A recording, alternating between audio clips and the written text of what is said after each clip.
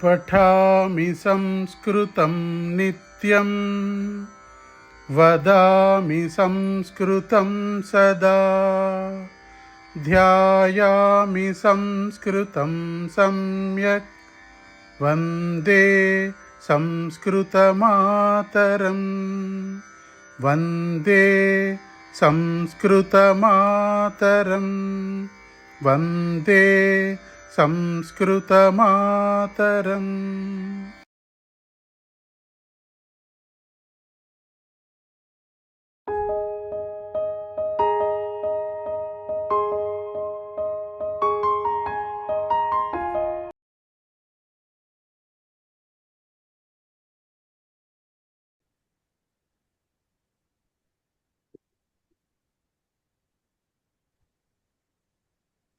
सर्वेभ्यः नमस्कारः। नमस्कारः महोदय। स्वागतम्। नमस्कारः महोदय। नमस्कारः महोदय। नमस्ते महोदय। नमस्ते अंडी। नमस्ते। नमस्कारः महोदय। नमस्कारः महोदय। नमस्कारः। प्रथमं प्रार्थनां कुर्मः।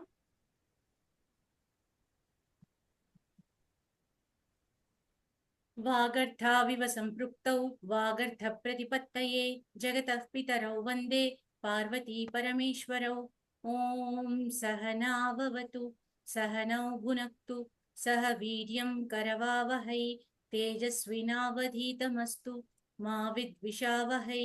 ॐ शान्ति शान्ति शान्तिः। येनाक्षरसमाम्नायम् अधिगम्य महेश्वरात् कृत्स्नं व्याकरणं प्रोक्तं तस्मै पाणिनये नमः। वाक्यकारं वररुचिं भाष्यकारं पतञ्जलिं पाणिनिं सूत्रकारं च प्रणतोऽस्मि मुनित्रयम्। అస్తు ఇప్పటి వరకు చెప్పుకున్న పాఠాల్లో ఏమైనా సందేహాలు ఉన్నాయా అండి?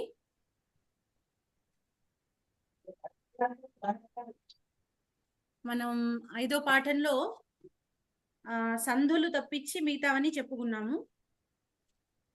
అవి అభ్యాసాలు ఇంకా చేయాలి. ఇవాళ అభ్యాసాలు చేద్దాము. పోయిన క్లాస్కి రాని వాళ్ళు ఎవరైనా ఉంటే అది చూసి వచ్చి ఉంటారు వీడియో అని అనుకుంటున్నాను. ఎందుకంటే మనం ఇవాళ అభ్యాసాలు చేయాలి అంటే అవి చూడకపోతే మీకు అర్థం కాదు. అలాగే అభ్యాసాలు దయచేసి అందరూ మ్యూట్లోకి వెళ్ళండి, మ్యూట్లో ఉండండి. ఎవరినన్నా పిలిచినప్పుడు వాళ్ళు అన్మ్యూట్ చేసుకుంటే చాలు. 5వ పాఠం కదా,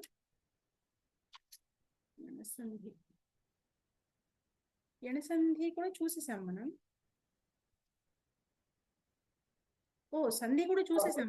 ఓకే, ఓన్లీ అభ్యాసాలే మిగిలాయి అంతేనా? అవునండి, అభ్యాసాలు ఒకటి చేసుకోవాలి. 6వ పాఠం చూసుకుందామని అనుకున్నాం.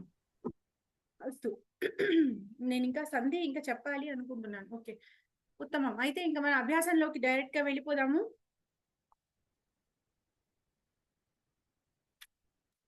ఎక్కడ ఈ పాఠంలో మనం భాషాభ్యాసంలో ముఖ్యంగా కర్మణి ప్రయోగము, వర్తమానకాల, లట్లకార రూపాలను చూసాము. మనం అనుకున్నది ఏంటంటే ధాతువుకి యకారం చేరి తర్వాత తే అనే ప్రత్యయం వస్తుంది అని అనుకున్నాము. పరస్మైపది ధాతువు అయినప్పటికీ వాటికి కర్మణిలో మాత్రము ఆత్మనేపది రూపాలు వస్తాయి అని మనం చెప్పుకున్నాం. అంటే ఉదాహరణకి పఠతి, లిఖతి ఇలాంటివి పఠ లిఖ్ ధాతువులు పరస్మైపది ధాతువులు అయినప్పటికీ వాటికి కర్మణి రూపాలు మాత్రం ఏమొస్తాయి? పఠ్ ప్లస్ య ప్లస్ తే పఠ్యతే, లిఖ్ ప్లస్ య ప్లస్ తే లిఖ్యతే, ఖాద్ ప్లస్ య ప్లస్ తే ఖాద్యతే, ఈ విధంగా వస్తాయి అని చెప్పుకున్నాం. సో కొన్ని మాత్రము విశేష క్రియాపదాలు, విశేషం అంటే కొన్ని విశిష్ట రూపాలను ఉన్నవి కొన్ని చూసాము. అంటే ఉదాహరణకి ఎక్కడైతే మీకు ధాతువులు వేరే రూపాన్ని పొందుతున్నాయో, అంటే ఉదాహరణకి దృష్ ధాతు ఉంది, అది పశ్యతి అవుతుంది మన వర్తమాన కాలంలో కర్తరి ప్రయోగంలో. అయితే మనం కర్మని ప్రయోగం రాసేటప్పుడు మాత్రం దృశ్య ధాతు కాబట్టి దృష్ ప్లస్ య ప్లస్ తే దృశ్యతే అయిపోతుంది. అదే మరి జ్ఞాధాతు జానాతి అని ఉంది, అయితే జ్ఞాధాతు కాబట్టి జ్ఞాయతే అవుతుంది. అలాగే నయతి నీ ధాతు కాబట్టి నియతే అవుతుంది. ఎక్సెప్షన్స్ చెప్పుకున్నవి 2 చెప్పుకున్నాము. దదాతి దాధాతు, పాధాతు, పిబతి, వీటికి దీయతే పీయతే అవుతుంది అని చెప్పుకున్నాం. సో ఈ విధంగా కొన్ని రూపాలను కూడా చూసాము. ఇప్పుడు వాటికి సంబంధించిన అభ్యాసం చేద్దాము. 86వ పేజీ 86th పేజ్ లో రూపాభ్యాస అనుంది. కింద చూపబడిన క్రియాపదాలకు కర్మణి ప్రథమ పురుష ఏకవచన రూపాలు వ్రాయండి. నేను పేరు పిలుస్తాను, వాళ్ళు వచ్చి చెప్పేద్దురు గాని. బాల మహోదయ. Yes, please. త్యజతి. Tyajate. భక్షయతి. Bhakshyate. భక్ష్యతే. త్యజ్యతే భక్ష్యతే. నమతి. Namyate. నమ్యతే. పృచ్ఛతి. Pruchyate. పృచ్ఛ్యతే. చకారానికి పృచ్ఛయ. ఒత్తు వస్తుంది. పృచ్ఛయతే. పృచ్ఛ్యతే. ఉత్తమం ఉత్తమం మహోదయ. భానుకుమారి మహోదయ.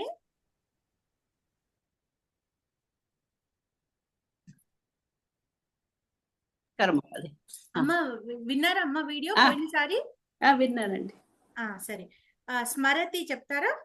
స్మర్యతే స్మర్యతే. స్మర్యతే. ఉత్తమం. నిందతి. నిందయతే. నింద్యతే. నింద్యతే. నింద్యతే. దా ఒత్తు వస్తుంది. రక్షతి. రక్ష్యతే. రక్ష్యతే. ఉత్తమం. పచతి. పచ్యతే. పచ్యతే. పచ్యతే. ఉత్తమం. పచ్య. బహు ఉత్తమం. హరిహరనాథ మహోదయ. మారయతి. మేడం పేజీ నంబర్ చెప్తారా ఒకసారి? 86 అమ్మా. మారయతి మార్యతే మార్యతే. స్థాపయతి. స్థాప్యతే స్థాప్యతే. ఉత్తమం మహోదయ. తర్వాత ఇక్కడ నెక్స్ట్ మనకు వాక్యాలు వచ్చేసాయి. 90 పేజ్ నెంబర్. 90వ పేజీ. నెక్స్ట్ ఇది కూడా ఒకటి చెప్పండి. ఈ క్రింద ఉన్న కర్మని క్రియాపదాలకు మిగిలిన వచన రూపాలను రాయండి. లిఖ్యతే ఇస్తే అది ఏకవచనము, ద్వివచనము, బహువచనం రాయాలి. లిఖ్యేతే లిఖ్యంతే అంటే వందతే వందేతే వందంతే లాగా అన్నమాట. ఇక్కడ గమ్యతే ఇచ్చారు అంటే ఏమవుతుంది? గమ్యేతే గమ్యంతే. ఉత్తమం మహోదయ. ఉత్తమం. ధన్యవాద. కేవి రమణ మహోదయ.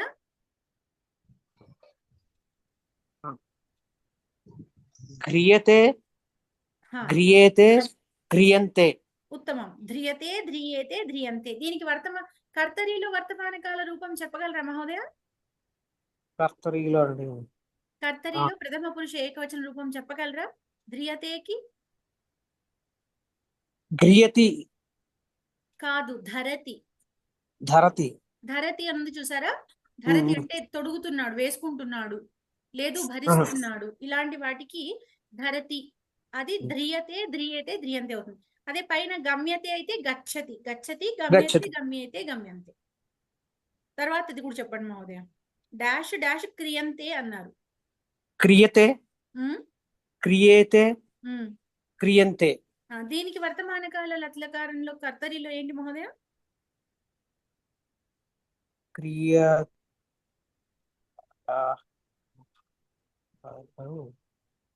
క్రియతే. కరోతి అండి. కరోతి. కరోమి. కరోతి ఉంది కదా, కరోతి కరోతి. క్రియేతే క్రియేతే క్రియంతే. అంటే మనం ఇది ఎందుకు తెలుసుకుంటున్నామంటే ఇది కరోతి ఇచ్చి మనకి దానికి ఈక్వలెంట్ రూపం రాయమన్నారు అనుకోండి, మనం గుర్తు పెట్టుకోవడానికి. ఇక్కడ పక్కన రాసి పెట్టుకోండి టెక్స్ట్ బుక్ లో. నేను రాస్తున్నాను మేడం. రాసుకోండి. కొంచెం కన్ఫ్యూజ్ అవుతున్నాం. అది తర్వాత జ్ఞాయతే. జ్ఞాయతేకి తర్వాత 2 రూపాలు ఏమవుతాయండి? జ్ఞాయతే జ్ఞాయేతే జ్ఞాయంతే. దానికి కర్తరి రూపం ఏంటి మహోదయ? కర్తరే జ్ఞాకి. నేను ఇందాక కూడా చెప్పాను అది జ్ఞాధాతు. చెప్పారు. జానాతి. జానాతి. జానాతి తెలుసుకోవడం, తెలుసుకుని ఉన్నాడు అని అర్థం జానాతి అంటే. అస్తు అస్తు మహోదయ. ధన్యవాద. కేఎస్ లక్ష్మి మహోదయే. నెక్స్ట్ చెప్పనండి. చెప్పండి అమ్మా. తర్వాత 3 చెప్పండి. దీయతే దీయేతే దీయంతే. అస్తు. మరి కర్తరి అది కర్తరి దదాతి అవుతుంది. ఉత్తమం. బహు ఉత్తమం. తర్వాత త్యజ్యతే త్యజ్యేతే త్యజ్యేతే త్యజ్యంతే. త్యజతి. ఉత్తమం. త్యజతి త్యజ్యతే త్యజ్యేతే త్యజ్యంతి. తర్వాత పఠ్యతే పఠ్యేతే. పాఠ్యతే ఉందండి. పాఠ్యతే. పాఠ్యతే పాఠ్యేతే పాఠ్యంతే. పాఠ్యతి అవుతుందండి. కాదు. పాఠతి. పాఠయతి. పాఠయతి ఆ పఠతి అంటే చదువుతున్నాడు, పాఠయతి అంటే చదివిస్తున్నాడు. చదివిస్తుంది శిక్షకః పాఠయతి. అది పాఠ్యతే పాఠ్యతే పాఠ్యంతే అవుతుంది. ఉత్తమం. పాఠయతి అవుతుంది. పాఠయతి. ఉత్తమం మహోదయ. నిహారిక మహోదయ. నెక్స్ట్ నిహారిక మహోదయ చెప్తారండి. నమస్తే భగిని. మహోదయ చెప్పండి. దృశ్యతే దృశ్యేతే దృశ్యంతే. అస్తు. దానికి కర్తరి రూపం ఏదండి? దృష్ ధాతుకి మనకి వర్తమాన కాలంలో కర్తరి ప్రథమ పురుష ఏకవచన రూపం ఏమవుతుంది? పశ్యతి. అమ్మ లక్ష్మీ మహోదయ మీరు మ్యూట్ లో ఉండాలి. దృశ్యతి పశ్యతి అండి. పశ్యతి. పశ్యతి పశ్యతి అవుతుంది. పశ్యతి కర్తరిలో దానికి దృశ్యతే దృశ్యతే దృశ్యంతే దృష్ ధాతు కదా. తర్వాత ఇది కూడా చెప్పండి. స్థాప్యతే స్థాప్యేతే స్థాప్యంతే. అస్తు. దానికి వర్తమాన కాలం కర్తరిలో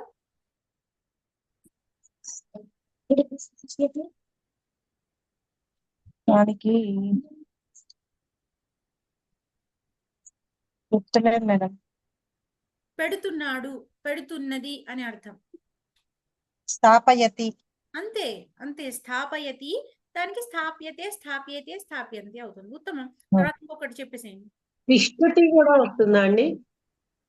కాదు, ఇది స్థాప్యతే అంటే పెట్టబడుతున్నది అని. ఓకే. సో అందుకని పెడుతున్నాడు. నించున్నాడు అంటే తిష్టతి అవుతుంది. అంటే స్థా ధాతు అంటారు కదండి తిష్టతికి, అందుకని డౌట్ పడ్డారు. కరెక్ట్. కానీ స్థాపయతి అంటే అక్కడ పెడుతున్నాడు అని, అక్కడ ఉన్నాడు అని కాదు అర్థం. సరే. స్థాప్ ధాతు అన్నమాట. నిందతే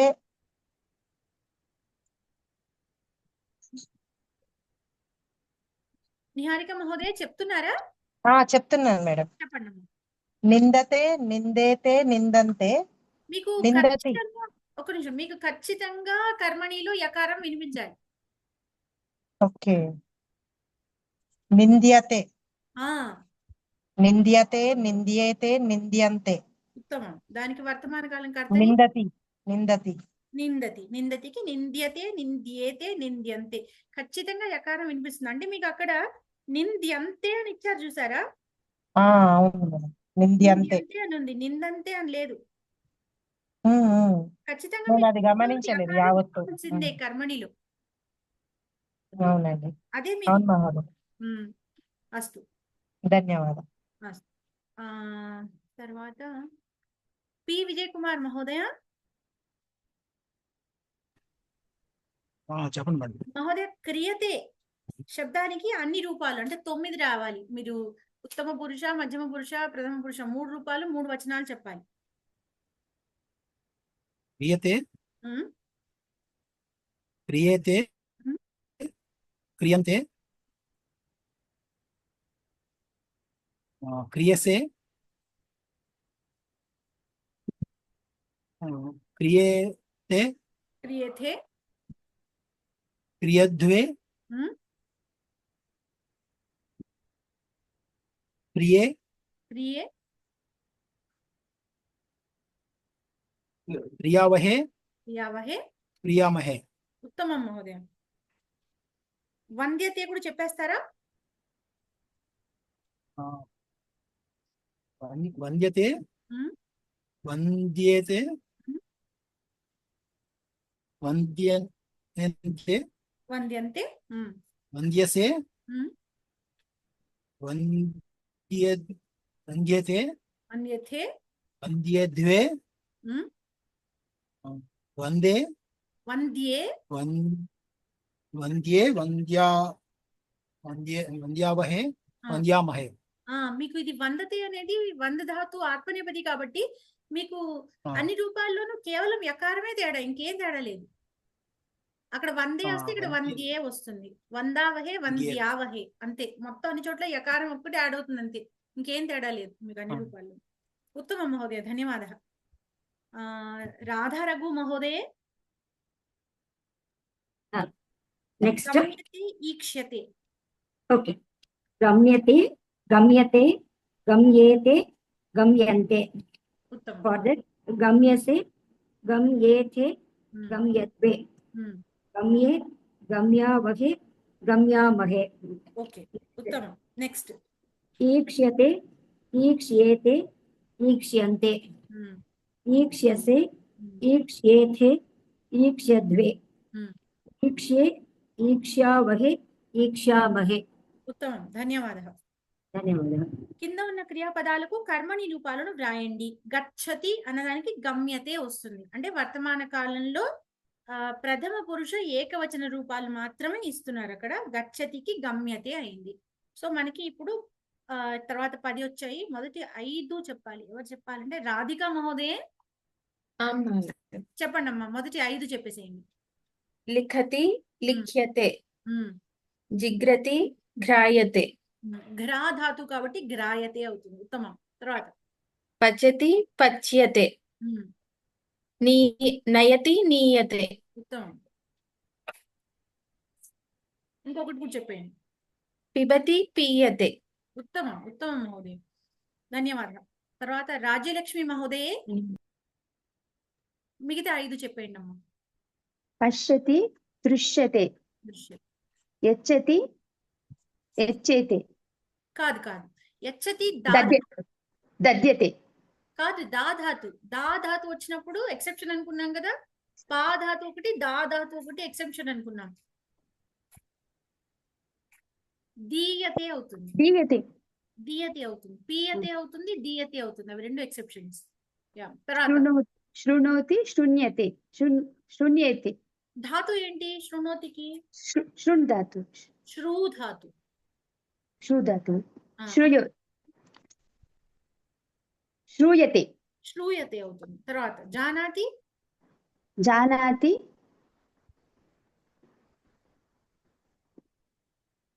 జానాతి జ్ఞాయతే. జ్ఞాయతే. ఉత్తమం. తర్వాత సూచయతి. సూచ్యతే. సూచ్యతే. ఉత్తమం. అంతే. తర్వాత శైలజ మహోదయ కింద ఉన్న వాక్యాలను కర్తరి నుండి కర్మణికి మార్చండి. మొదటి 4 వాక్యాలు చెప్పండి అమ్మా. సహ నయతి అంటే తేన నీయతే అంటే మనం కర్తనేమో తృతీయలోకి మార్చాలి, క్రియాపదాన్ని దానికి తగినట్టుగా కర్మణిలోకి మార్చేయాలి. సా నిందతి ఉమ్, తయా నింద్యతే నింద్యతే. భవతి జానాతి ఉమ్, భవత్యా జ్ఞాయతే భవత్యా జ్ఞాయతే. ఉత్తమం. గాయకః గాయతి ఉమ్, గాయకేన గీయతే గీయతే. ఉత్తమం. తర్వాత సురేషః గచ్చతి ఉమ్, సురేషేణ గమ్యతే. ఉత్తమం. ఉత్తమం మహోదయ. ధన్యవాదాలు. ఎస్ఎస్ రావు మహోదయ తర్వాత 4 చెప్పండి.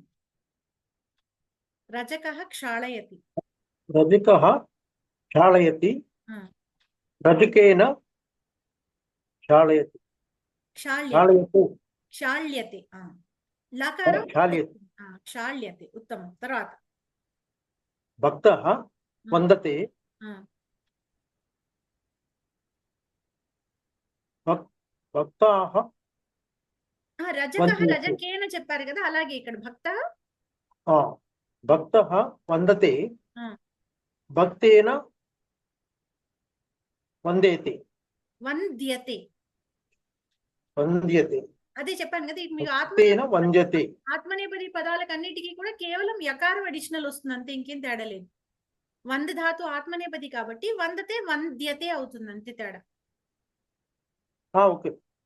తర్వాత బాలకః ఖాదతి. బాలకः ఖాదతి, బాలకేన ఖాద్యంతే, ఖాద్యతే. ఖాద్యతే. శిష్యః పిబతి. శిష్యः పిబతి, శిష్యేన పిబ్యతే. కాదు కదా, పిబతి పా ధాతు కదా. పీయతి. పీయతే. పీయతే. ఉత్తమం. పీయతే అవుతుంది. పీయతే. దా ధాతు ఒకటి, పా ధాతు ఒకటి ఎక్సెప్షన్స్. దీయతే పీయతే అవుతుంది. అది గుర్తుపెట్టుకోండి. నోట్స్ రాసుకున్నాను మేడం. కానీ ఇన్ని 3-4 days లో నేను చదవలేకపోయాను. సరే సరే రాస్తున్నా ప్రిపేర్డ్. చెప్పాలండి అయినా అన్ని 4 ఇంచుమించుగా 4 చెప్పగలిగారు. ఉత్తమం. ఎందుకంటే I could not attend last time class. ఆహాహా. ఓ సరే. ఇక్కడ సుజాత మహోదయ్. మహోదయ చెప్పండి శైలజ మహోదయ్ చెప్పండి. ఇదేంటి శిష్య అన్న చోట మనము శిష్యే నా అనాలా ఆటాటడాన అనా రాయాల? వస్తుందండి ఎందుకంటే అది షకారం ఉంది కదా. మన నత్వం రూల్ అని నేను ఇదివరకు కూడా మీకు ఒకసారి ప్రవేశంలో కూడా అవును. చెప్పాను, మీకు గుర్తుంది. అక్కడ అవును. షకారం ఉన్నా కూడా నకార నాగా మారుతుంది అనుకున్నాం కదా. ఓకే, షకారానికి కూడా అనాగా రేప గాని రిత్వం గాని షకారం గాని ఉండాలి. అయితే మీకు ఓకే. ఏంటంటే కొన్ని కండిషన్స్ ఉన్నాయి.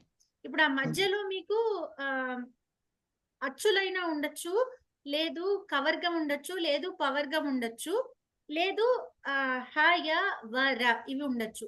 ఇవి ఉన్నా అవి ఆ నకారంగా మారడాన్ని ఆపవు. ఓకే. ఇప్పుడు షా పక్కన యకారం ఉంది. షా యాక్చువల్ గా చూస్తే శిష్యేణ అనుకోండి. శిష్యేణ అంటే షకారము తర్వాత యకారము తర్వాత ఏత్వము తర్వాత నకారం ఉంది కదా. అచ్చులు అవును. ఆపవు. సో అది నా అయిపోతుంది. మధ్యలో యకారం ఉంది, అది కూడా ఆపదు కాబట్టి అది నా అయిపోతుంది నత్వం రూల్ వల్ల. ఓకే. ఓకే. అంటే ఇప్పుడు యాక్చువల్లీ దీని గురించి మరీ ఎక్కువ డీటెయిల్స్ చెప్పుకోలేము, ఎందుకంటే ఇది కోవిదలో ఉంది కాబట్టి మీకు ఇప్పుడు అప్పుడు పెట్టారు అంటే ఇప్పుడు అర్థం కాదనే కదా. బట్ మరి అసలు అంతే. ఎందుకు అనేది మీకు అస్సలు అర్థం కాదేమో అని నేను ఊరికే బ్రీఫ్ గా చెప్తున్నాను. So anyway okay. నత్వం వల్ల శిష్యేణ షకారం వల్ల నా వస్తుంది, అది గుర్తుపెట్టుకో. ఓకే. ఫస్ట్ ఇప్పుడు ఎవరిని పిలిచాను నేను? సుజాత మహోదయ మిమ్మల్నేనా పిలిచింది నేను ఇప్పుడు? అవును మేడం, నమస్తే. చెప్పగలరా మహోదయ? నేను వీడియోస్ అన్ని చూసానండి. మహోదయ నేను ఈ రోజు ఫస్ట్ టైం వచ్చాను కదా, బట్ వీడియోస్ అన్ని ఫాలో అవుతూ వచ్చాను, చదివాను అన్ని వీడియోస్ చూసాను. ప్రయత్నిస్తారా? చెప్తాను. సరే, కింద క్రింది వాక్యాలను కర్మణి నుండి కర్తరికి మార్చండి. మొదటి 4 వాక్యాలు చెప్పండి. మయా కార్యం క్రియతే, అహం కార్యం కరోతి. అహం అన్నప్పుడు మయా అహం అయిందండి, కర్తరికి ఇస్తుంది. అహం కార్యం కరోతి. కరోమి కదా. ఓం సారీ, కరోమి. అహం కరోమి రావాలి కదా. అహం కార్యం కరోమి. తర్వాత తయా ఫలం ఖాద్యతే, సా ఫలం ఖాదతి. ఉత్తమం. తర్వాత సేవకేన సంచికాః నీయంతే, సేవకః సంచికాః నయతి. ఇక్కడ చూడండి, సంచికాహ్ అనేది బహువచనం కాబట్టి నీయంతే అని క్రియాపదం కర్మని బట్టి కర్మణిలో బహువచనం వచ్చింది. ఇప్పుడు మనం ఇక్కడ ఎక్కడైతే సేవకః సంచికాహ అంటున్నామో, సేవకః కర్తరిలో కర్తని బట్టి డిపెండ్ అవ్వాలి కాబట్టి సేవకః అని ఏకవచనంలో ఉంది కాబట్టి నీయతే కాస్త నయతి అని ఏకవచనానికి వచ్చింది. అంటే ఇప్పుడు కర్తరికి మనమేమో ఏది కర్త ఉంటే దాన్నే ఫాలో అవుతుంది కూడా. కరెక్ట్ అండి, చెప్పింది కరెక్ట్, ఆన్సర్ కరెక్ట్. నేను ఎందుకు అనేది ఎక్స్ప్లెయిన్ చేస్తున్నాను అంతే. ఓకే. ఆన్సర్ కరెక్టే. శాస్త్రేణ గృహపాఠాః లిఖ్యంతే, ఛాత్రాః గృహపాఠాన్ లిఖతి. ఇక్కడ గృహపాఠాః అనేది ప్రథమ విభక్తిలో ఉంది. అయితే మనం ఎప్పుడైతే కర్తరిలో రాస్తున్నామో కర్మ పదాన్ని ద్వితీయ విభక్తిలో రాస్తాము కాబట్టి ఛాత్రః గృహపాఠాన్ అని ద్వితీయ బహువచనంలో రాసి లిఖతి అని రాస్తాం. ఉత్తమం మహోదయ. సుజాత మహోదయ ధన్యవాదాలు. Thank you. అస్తు. ఇందిరా మహోదయ. ఇందిరా మహోదయ. నమస్తే మాన్య. నమస్తే అండి, చెప్పండి మహోదయ. తర్వాత 4 దరిద్రై కష్టం సహ్యతే. దరిద్రాః కష్టం సహంతే. దరిద్రాః కష్టం సహంతే. ఇక్కడ దరిద్రైహి అని బహువచనం ఇచ్చారు కాబట్టి దాన్ని దరిద్రాః అని మార్చాము. కష్టం సరే కష్టం అనే ఉంటుంది, అది నపుంసకలింగ శబ్దం కాబట్టి సహ్యతే కాస్త సహతే అవ్వాలి. అయితే దరిద్రాః అనేది బహువచనం కాబట్టి సహంతే అని బహువచనంలో బహువచనంలో. తైహి అంటే తే కార్యక్రమాః ఈక్ష్యతే. ఇంకొకసారి చెప్పండి అమ్మా. తే కార్యక్రమాః ఈక్ష్యతే కాదు, ఇప్పుడు తైహి కార్యక్రమాః ఈక్ష్యంతే అన్నారు. ఈక్ష్యంతే బహువచనం. ఒక్క నిమిషం వినండి. తైహి కార్యక్రమా ఈక్షంతే అన్నప్పుడు కార్యక్రమా అనేది ప్రథమ విభక్తిలో ఉంది. అయితే మనం ఓకే. ఎప్పుడైతే కర్మణిలోకి మారుస్తున్నామో కర్మపదము ఏ విభక్తిలో ఉండాలి? ప్రథమా విభక్తిలో ఉండాలి. కర్మపదము కర్తరిలో ఏ విభక్తిలో ఉండాలి? ద్వితీయ విభక్తి. ద్వితీయ విభక్తిలో ఉండాలి. అందుకని కార్యక్రమాహని మనం ద్వితీయ కార్యక్రమం. విభక్తిలో చెప్పాలి. కార్యక్రమం కాదు కదా, కార్యక్రమాహ అంటే బహువచనం. కార్యక్రమాన్ కార్యక్రమాన్ అవుతుంది. ఏ సో కార్యక్రమాన్ తైహి అన్నది ఈక్షంతి తే, కార్యక్రమాన్ ఈక్షతే ఈక్షంతే. తే కదా, తే ఆ, అనేది ఈక్ష- బహువచనం కాబట్టి ఈక్షంతే తే విక్- కార్యక్రమాన్ ఈక్షంతే ఈక్షంతే అవుతుంది. తే కార్యక్రమాన్ ఈక్షంతే. భిక్షుకి ధనం యాచతే. భిక్షుక్యా ధనం యాచ్యతే అన్నప్పుడు భిక్షుకి భిక్షుకి అనే ఈ ధనం కారం పదానికి భిక్షుక్యా అనేది తృతీయ విభక్తి. సో అందుకని భిక్షుకి ధనం ధనం అనేది యా- నపుంసకలింగం కాబట్టి ప్రథమ విభక్తి ద్వితీయ విభక్తి ఒకటే ఉంటుంది. యాచ్యతే యాచతే అవుతుంది. యాచతే. భిక్షుకి బాలేనకి బాలః ఘట్యాం దృశ్యతే పశ్యతే. కాదండి, రెండు తప్పు అందులో. బాలకః ఘటి పశ్యతి బాలః ఘటి పశ్యతి. ఘటియా ఘటి ఘటి ఘటి ఘట్యః పశ్యతి. అనేది ఏ వచనము? బహువచనం. బహువచనం. అప్పుడు మీరు బహువచనం చెప్పాలి కదా. ఘటి బహువచనమా? ఘటి అవును, ఘటీయే చెప్తున్నారు మళ్ళీ. ఘటీహి విసర్గ సుప్రచయం. ఘటీహి అవుతుంది. ఘటీహి అనేది మీకు అక్కడ ద్వితీయ విభక్తి రూపం అన్నమాట. మీరు అక్కడ చెప్తున్నది ద్వితీయ విభక్తి రూపం చెప్తున్నాం. బాలః ఘటి ఘటీ పశ్యంతి. పశ్యంతియా బాలః బాలః పశ్యతి ఏకవచనం పశ్యతి. మీరు కన్ఫ్యూజ్ అవ్వకండి. ముందర మీరు ఏం చేయాలంటే, ఇప్పుడు ఒక వాక్యం ఇలా వచ్చినప్పుడు కన్ఫ్యూజ్ అవ్వకుండా ఫస్ట్ ఏం చేయాలి? కర్త ఏదైతే ఉందో దాది తృతీయ నుంచి ప్రథమ విభక్తిలోకి మార్చుకోవాలి. తర్వాత కర్మపదం ఉంది. కర్మపదము ప్రథమ విభక్తిలో ఉంటుంది, దాన్ని ద్వితీయ విభక్తిలోకి మార్చుకోవాలి. కరెక్ట్ గా మనం వచనము లింగము చూసి మార్చుకోవాలి. తర్వాత అక్కడ మనకి క్రియాపదం ఏమిటో చూసుకొని, అది క్రియాపదం కర్మని బట్టి ఉంటుంది. ఇక్కడ మనం ఏం చేయాలి? క్రియాపదాన్ని కర్తని బట్టి మార్చుకోవాలి. కర్త ఏ వచనంలో ఉందో చూసుకుని దాన్ని బట్టి మనం క్రియాపదాన్ని మార్చుకోవాలి. క్లియరా అండి? క్లియర్ అండి. ఘటీకి చెప్పరా అండి? మహోదయ నాకు ఇంకొకటి అన్నది మహోదయ తడివి పొట్టుది అర్థం కాలేదు అసలే. ఏది? ఇప్పుడు సేవకేన సంచికాహ నీయతే అంటే ఈడ సంచికాహ అట్లే పెట్టేస్తున్నాం కదా మహోదయ. మళ్ళీ గృహపాఠ అని ఎందుకు చెప్తున్నాం మహోదయ? ఇది అర్థమైతే. సంచిక అనేది స్త్రీలింగ శబ్దం. సీతా శబ్దం ఉందనుకోండి, సీతాకి ప్రథమ విభక్తి బహువచనం ఏంటి? సీతాహ. మరి ద్వితీయ విభక్తి బహువచనం ఏంటి? సీతాహ కదా. రమా శబ్దం సీతా శబ్దం అన్నిటికీ సీతాహ రమాహే అవుతుంది. సంచిక కూడా ఆ కాలంలో స్త్రీలింగ శబ్దం కాబట్టి సంచికాహ అవుతుంది. అయితే ఇక్కడ ఏంటి? గృహ పాఠాహ అన్నప్పుడు పాఠః అనేది పుంలింగ శబ్దం. సో పాఠాహ అనేసరికి అది ప్రథమా విభక్తి పుంలింగ బహువచనమైంది. దాన్ని మనం ఎప్పుడైతే కర్మపదంగా కర్తరీలు చెప్తున్నామో అది ద్వితీయ విభక్తిలో రావాలి కదా. గృహ పాఠాన్ అవుతుంది. ఇప్పుడు అర్థమైందా? అయ్యింది మహోదయ. ఓకే. ఇప్పుడు ఘటి అనేది హరి శబ్దంలా ఉంటుందా అండి? అమ్మా చెప్పండి. ఘటి అనేది హరి శబ్దంలా వస్తుందా అండి?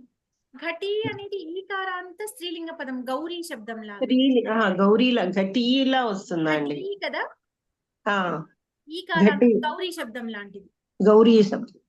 గౌరీ అయినట్టుగా అవునండి. ఇక్కడ ఘటి అవుతుంది. ప్రథమ విభక్తిలోను ద్వితీయ విభక్తిలోను కూడా బహువచనం ఘటి అవుతుంది. ఘటి. ఇవి కొంచెం కన్ఫ్యూజ్ గానే ఉంటున్నాయండి. కొంచెం అలవాటు పడాలనుకుంటా. అలవాటు పడాలి. ఒకాబులరీ మనం నేర్చుకోవాలి అంతే. ఒకాబులరీ నోటికి వచ్చిందంటే ఇబ్బంది లేదు.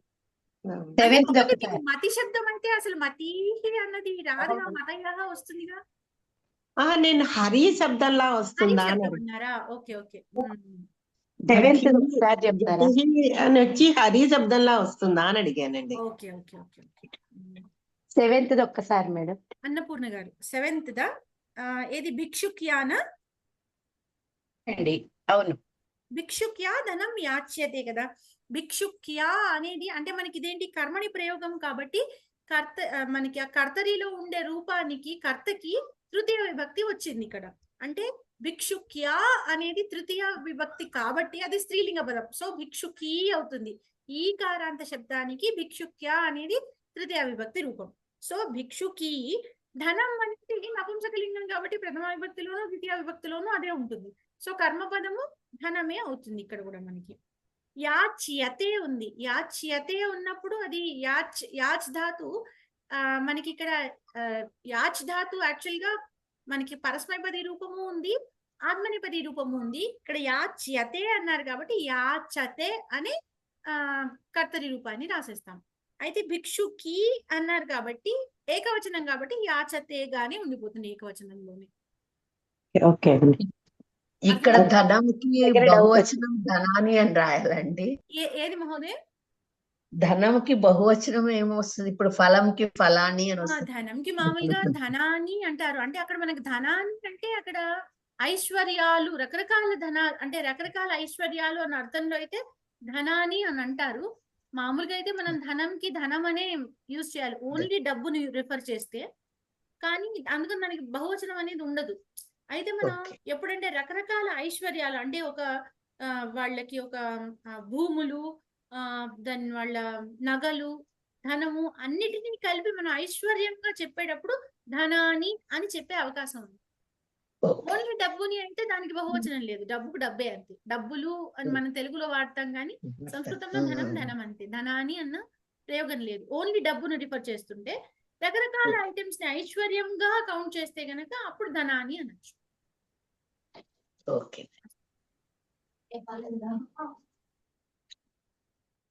ఇప్పుడు ఈ వాక్యాలు క్లియర్ గా ఉన్నాయండి మనకి. ఇప్పుడు ఈ కర్తరి కర్మణి ట్రాన్స్లేషన్స్ అన్ని మార్చడాలన్నిటికీ కూడా అందరికి కొంచెం ఇప్పుడు గౌరీ అంటే గౌరీ గౌరీ గౌరీ గౌర్య వచ్చినట్టు గఠ్య వచ్చిందంటారా అండి? గౌర్య వచ్చినట్టు గఠ్య వచ్చింది. ఘటీ గఠ్య గౌరీ గౌర్య అయినట్టు ఘటీ గట్య అయింది. గఠ్య అదే హరి శబ్దం అయితే హరయ అవుతుంది కానీ గట్య అవుతుంది కదండి హరి శబ్దంలో అంటేను కదా. హరి హరయ హరయ అవుతుంది అది కదండి. అది చూసుకో. ఓకే.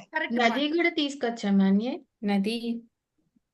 నది అంతే. నద్య గట్యకి నది కూడా తీసుకోవచ్చు కదా. తీసుకోవచ్చు. నది నద్య అవుతుంది ప్రథమ విభక్తిలో. ద్వితీయ విభక్తికి వచ్చరికి నదీ అవుతుంది. అస్తు, కరెక్ట్, ఉత్తమం. తర్వాత ఇంకా రెండు మిగిలిపోయాయి ఇక్కడ. తాభిః పుష్పాణి ఘ్రాయంతే. వసంతలక్ష్మి మహోదయ. వసంతలక్ష్మి మహోదయ. తాభిః పుష్పాణి ఘ్రాయంతే. సాః పుష్పాణి జిఘ్రంతి. జిఘ్రంతి, ఉత్తమం. తర్వాత గాయకైః గీతాని గీయంతి. గాయకాః గీతాని గాయంతి. గాయకాః బహువచనం కాబట్టి గాయకాః గీతాని గాయంతి, ఉత్తమం. నమస్తే. కింద వాక్యాలను కర్తరి నుండి కర్మణికి మార్చండి. మళ్ళీ బాలకః. ఇప్పుడు శారదాంబ వేద విద్యాలయం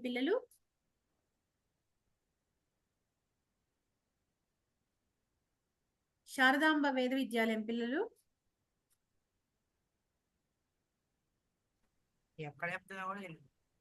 కింది వాక్యాలను కర్తరి నుండి కర్మణికి మార్చండి. బాలకః పాఠం పఠతి. బాలకేన పాఠం పఠ్యతే. పాఠం వస్తుందా? బాలకేన పాఠః పఠ్యతే. బాలకేన పాఠః పఠ్యతే. బాగా తక్కువ వస్తోంది వాల్యూమ్ మీది, కొంచెం దగ్గరకు వచ్చి మాట్లాడగలిగితే మంచిది. సా ఘటీం పశ్యతి.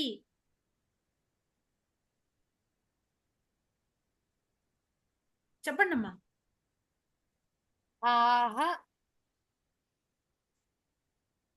కర్తరి నుండి కర్మణికి మార్చినప్పుడు ఏం చేయాలి? ముందు కర్తని తృతీయ విభక్తిలో చెప్పాలి. తయా కర్మ నది ఏమో కర్తరిలో ద్వితీయ విభక్తిలో ఉంటుంది, మనం ఇక్కడ ప్రథమ విభక్తిలో చెప్పాలి. తయా ఘటి దృశ్యతే. తయా ఘటి దృశ్యతే, ఉత్తమం. తర్వాత భక్తాః దేవం భక్తః దేవం వందతే. భక్తేన దేవః వందతే. ఇంకొకసారి చెప్పండి. భక్తేన దేవః వందతే. దేవః వందతేనా? వంద్యతే. వంద్యతే, వంద్యతే. వందతే అనేది కర్తరి రూపం. వంద్యతే యకారం వినిపించాలి కర్మణిలో. భక్తేన దేవః వంద్యతే, ఉత్తమం. తర్వాత తాః జలం నయంతి. తాః జలం తాభిః జలం నీయతే. తాభిః జలం నీయతే, ఉత్తమం. తర్వాత వయం ఉత్తరం లిఖామః. అస్మాభిః ఉత్తరః లిఖ్యతే. ఉత్తరం నపుంసకలింగం. ఉత్తరం లిఖ్యతే. మొత్తం చెప్పండి మళ్ళీ ఇంకొకసారి. అస్మాభిః ఉత్తరం లిఖ్యతే. అస్మాభిః ఉత్తరం లిఖ్యతే. తర్వాత అర్చకః దేవాన్ పూజయతి. అర్చకేన దేవాః పూజ్యంతే. ఉత్తమం. అర్చకేన దేవాః పూజ్యంతే. దేవాః బహువచనం కాబట్టి పూజ్యంతే అని బహువచనం వచ్చింది. ఆరక్షకః చోరాన్ గృహ్ణాతి. ఆరక్షకేన చోరాః గృహ్యంతే. గృహ్యంతే, గృహ్యంతే. ఆరక్షకేన చోరాః గృహ్యంతే. చోరాః బహువచనం కాబట్టి మళ్ళీ గృహ్యంతే అని బహువచనం. తర్వాత భారతీయాః నదీః పూజయంతి. లక్ష్మీ మహోదయ నదీః వచ్చింది చూడండి ఇక్కడ. చెప్పండి అమ్మా శారదాంబ పిల్లలు.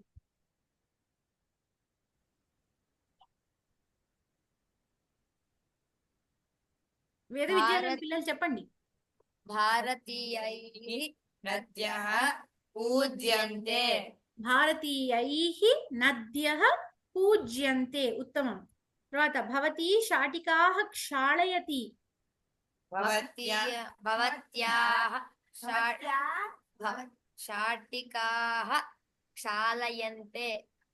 భవత్యాః విసర్గ లేదు, భవత్యా తృతీయ విభక్తి. భవత్యా శాటికాః క్షాళ్యంతే. లాకి యకారం ఉండాలి, పూర్తి లా లేదు. క్షాళ్యంతే, ఓకేనా. తర్వాత సైనికాః దేశం రక్షంతి.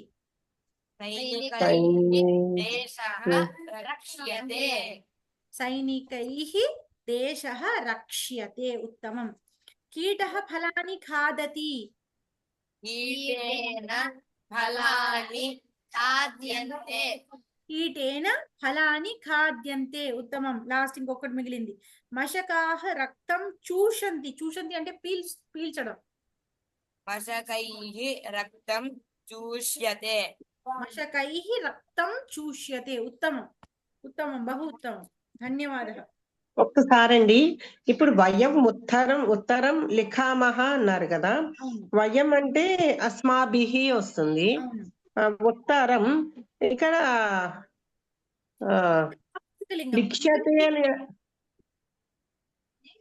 చెప్పండి. లిఖ్యతే అని అన్నారండి. అది ఎలా వచ్చిందండి? లిఖ్యతే ఎలా వచ్చిందండి? అది ఉత్తమ పురుష రావక్కర్లేదా అండి? రావక్కర్లేదు కదా, ఎందుకంటే అది కర్మని బట్టి డిపెండ్ అవుతుంది కదా.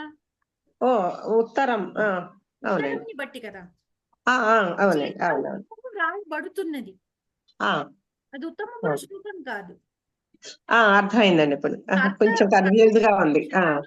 కర్త ఉత్తమ పురుష గాని రాయబడుతున్నది ఉత్తరమే. అవునండి, అవునండి, ఇప్పుడు అర్థమైంది.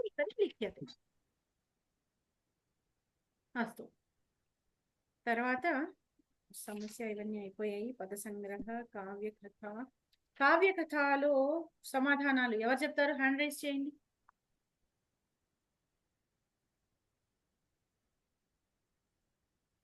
కావ్యకథ ఎవరైనా చదివారా? రాధా రఘు మహోదయ్ చెప్పండి అమ్మా. రఘుః కం యాగం కృతవాన్. రఘుః విశ్వజిత్ యాగం కృతవాన్. ఉత్తమం మహోదయ్. కౌత్సః కస్య శిష్యః. కౌత్సః వరతంతు మునేః శిష్యః. ఉత్తమం. గురుః కౌత్సం కాం గురుదక్షిణాం పృష్టవాన్. గురుః కౌత్సం 14 కోటి పరిమితం సువర్ణం దదాతు ఇది పృష్టవాన్. ఆం 14 కోటి పరిమితం సువర్ణం పృష్టవాన్ ఇత్యపి ఓకే. శుద్ధమేవ. ఓకే. మహోదయ ఒక డౌట్ మహోదయ 14 కోటి పరిమితం కంపల్సరీ అనాలి, కోటి దశ సువర్ణం అనొచ్చా మహోదయ? అది పరిమితం ఏంటి మహోదయ? అన్నట్టుగా సో పరిమితం యాక్చువల్లీ లేకపోయినా 14 కోటి సువర్ణం అని అనొచ్చు. అంటే బట్ అంత బంగారము అని చెప్పినట్టు, అంత క్వాంటిటీ బంగారము అని. పరిమితం అంటే అంత క్వాంటిటీ బంగారము అని చెప్పాము అనమాట అక్కడ. పరిమితం పెట్టకున్నా ఏం కాదు కదా మహోదయ? అంటే అదే పరిమితం చెప్పకపోతే మన అదేమవుతుంది, 14 కోటి వాల్యూ ఉండేదా లేకపోతే అన్ని బంగారు నాణేల అది మెన్షన్ చేయలేదు కదా. అందుకని పరిమితం అని రాస్తే అంత అమౌంట్ సువర్ణం అని అర్థం వస్తుంది ఇక్కడ. దానికి ఒక యూనిట్ రాయాలి కదా, బేసిక్ గా మనం ఒక యూనిట్ మెన్షన్ చేస్తున్నాం అనమాట పరిమితం అని. ఫస్ట్ తర్వాత ఇంకా సంధులలో ఎక్సర్సైజే కదా మిగిలింది. అభ్యాస 101 పేజ్, 101 పేజీలో సంధుల గురించి ఎగ్జాంపుల్ ఇది ఎక్సర్సైజ్. ఈ క్రింది పదాలను కలిపి వ్రాయండి. ఇంకెవరు మిగిలారు చెప్పాల్సిన వాళ్ళు? అన్నపూర్ణ మహోదయ.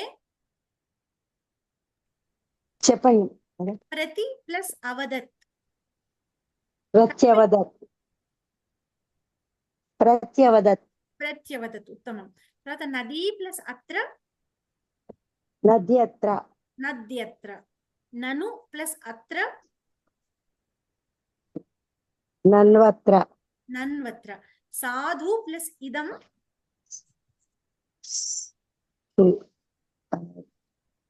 సాధ్విదం. ఇదం. సాధ్విదం. సాధ్విదం. పితృ ప్లస్ అంశః. పిత్రంశః. ఇప్పుడు ఒకసారి చెప్పండి, ప్రతి ప్లస్ అవదత్లో పూర్వపదంలో ఏ అక్షరం ఏ అచ్చుకి పరపదంలో ఏ అచ్చుతో కలుస్తోందో చెప్పండి. పూర్వపదంలో ఈ అక్షరానికి అచ్చుకి పరపదంలో అందువల్ల అక్షరం కలిగి ప్రతి అక్షరం యకారం వస్తున్నది. యకారం వచ్చింది అంటే ఇకారానికి అసవర్ణమైన అచ్చు అకారము పరంగా ఉండడం వలన ఈ బదులు యకారం వచ్చింది. యకారం వచ్చి అకారం అలాగే ఉంటుంది. అవదత్లో అకారం మారదు, కేవలం ఈ పోయి యా వస్తుంది అంతే. అలాగే నదీ ప్లస్ అత్రలో కూడా ఈ కారానికి అసవర్ణమైన అచ్చు అయిన అకారం వచ్చి పరమైంది. దానివల్ల ఈ బదులు యకారం వచ్చింది, అకారం అలాగే ఉంది. సో యకారంలో అకారం కలిసి యా అయింది, నద్యత్ర అయింది. తర్వాత నను ప్లస్ అత్ర. నను ప్లస్ అత్రలో నకారంలో ఉకారానికి అకారం పరమైంది. అకారం పరమైంది. నన్ను బత్ర వా వచ్చింది. ఉకారం బదులు వకారం వచ్చింది. సాధు ప్లస్ సాధులో ఉకారానికి ఇదం ఇకారం పరమైంది. సాధ్వి వి వచ్చింది, వకారం వచ్చింది. బదులు వకారం వచ్చింది. ఉకారం బదులు వకారం వచ్చింది. తర్వాత పతి పితృ ఉకారంకి రుకారంకి అకారం పరమైనప్పుడు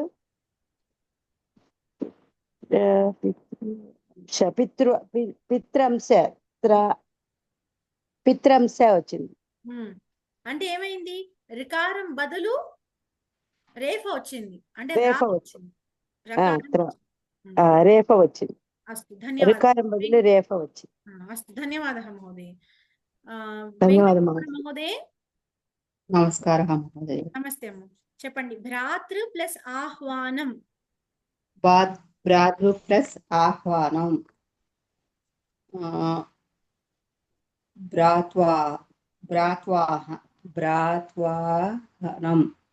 భ్రాత్రాహ్వానం అంటే తాకి ఋత్వం ఉంది, ఋత్వానికి ఎదురుగా అసవర్ణమైన ఆకారం పరమైంది. దాని వల్ల ఋకారం బదులు రేఫ వచ్చింది. భ్రాత్ ప్లస్ రేఫ ప్లస్ ఆ భ్రాత్రాహ్వానం భ్రాత్వాహానం. అంతే.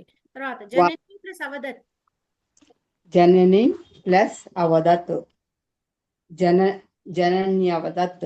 జనన్యవదత్ జనన్యవదత్ అయింది. అంటే ఈ కారానికి అసవర్ణమైన అచ్చు అయిన అకారం వచ్చింది. దానివల్ల ఈ కారం బదులు యకారం ఆదేశం అయినది. అకారం అలాగే ఉంటుంది. సో జనన్యవదత్ అయింది. ఇతి ప్లస్ ఆచరంతి ఇత్యాచరంతి. దీనిలో ఈ కారానికి ఆకారము పరమయ్యి యా వచ్చింది. ఇత్యాచరంతి అయింది. ఉత్తమం. ఖలు ప్లస్ ఏతత్ ఖలు ప్లస్ ఏతత్ ఖల్వేతత్. ఇది దీనిలో ఖలులో ఊకారానికి ఏతత్లో పరమయ్యి వే వచ్చింది. ఖల్వేతత్. ఖలు ప్లస్ ఏతత్లో ఉకారానికి అసవర్ణమైన అచ్చు అయిన ఏకారం పరమైంది. దానివల్ల ఉకారం బదులు వకారం వచ్చింది. వకారం వచ్చింది. ఏకారం అలాగే ఉంటుంది. సో ఖల్వేతత్ అయింది. అపిలో ప్లస్ అవదత్ అపి ప్లస్ అవదత్ అప్యావదత్. దీనిలో ఇకారానికి ఆకారము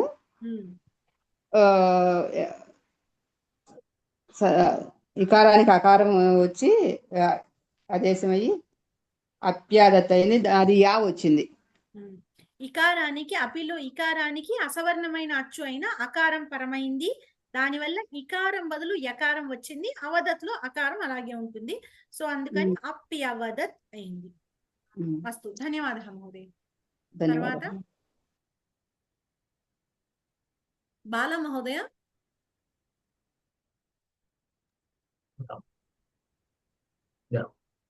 ఈ కింది ఉదాహరణలో సంధిని విడదీసి వ్రాయండి. ఇత్యస్తి. ఇతి ప్లస్ అస్తి. ఇతి ప్లస్ అస్తి. ఉత్తమం. దుఃఖేష్వనుద్వేగః.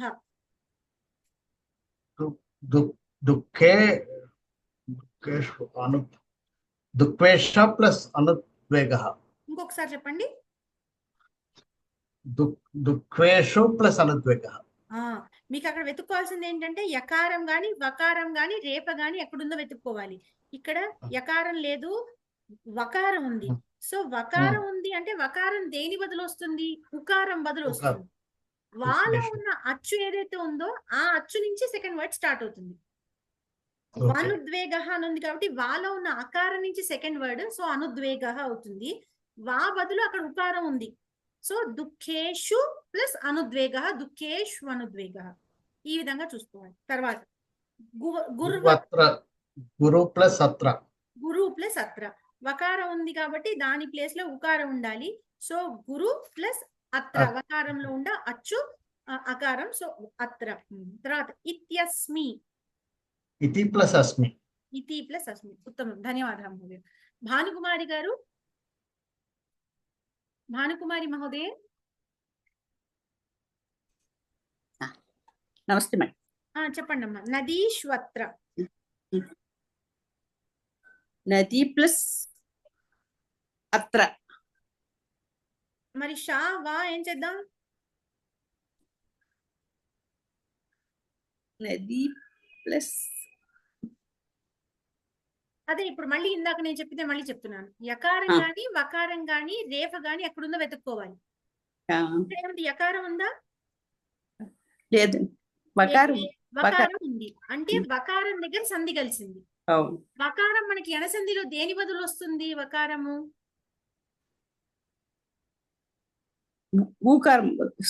ఉకారం బదులు వకారం వస్తుంది. అంటే ఏంటి? వా బదులు అక్కడ ఉకారం ఉంది.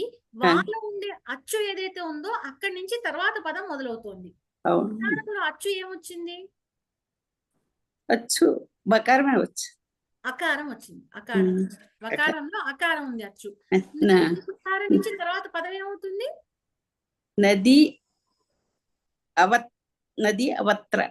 అవత్ర కాదమ్మా, నదీశ్వత్ర కదా. వకారాన్ని విడగొట్టాలి. నది వకారంలో ఉన్న అచ్చు ఏమిటి? అచ్చు ఆకారం అకారం కదా. సో ఆ నుంచి ఆ తర్వాత ఏముంది ఇప్పుడు? వకారం తర్వాత పకారం త్రా ఉంది. సో మాత్రం త్రా అనేది రెండో పదం. అవును ఆ? ఇప్పుడు వకారం బదులు మనం ఊ రాసుకోవాలి. అవును ఇప్పుడు వా బదులు ఊ రాసి మిగతా మొదటి పదం చెప్పండి. నది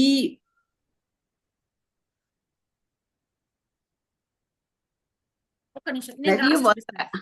ఒక్క నిమిషం ఆగండి, నేను రాసి చూపిస్తాను, మీకు కొంచెం సరే. క్లారిటీ వస్తుంది. ఒకసారి ఆగండి.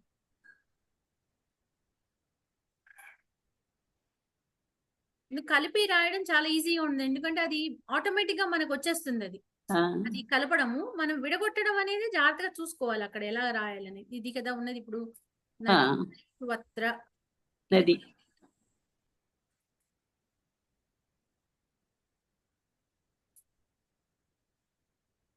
ఇది మనకి ఎండ సంధి అని మనం గుర్తుపట్టాం. యకారం లేదు, రేఫ లేదు, వకారం ఉంది. వకారం ఉంది అంటే వకారం దేని బదులు వచ్చి ఉండాలి? ఉకారం బదులు వచ్చి ఉండాలి.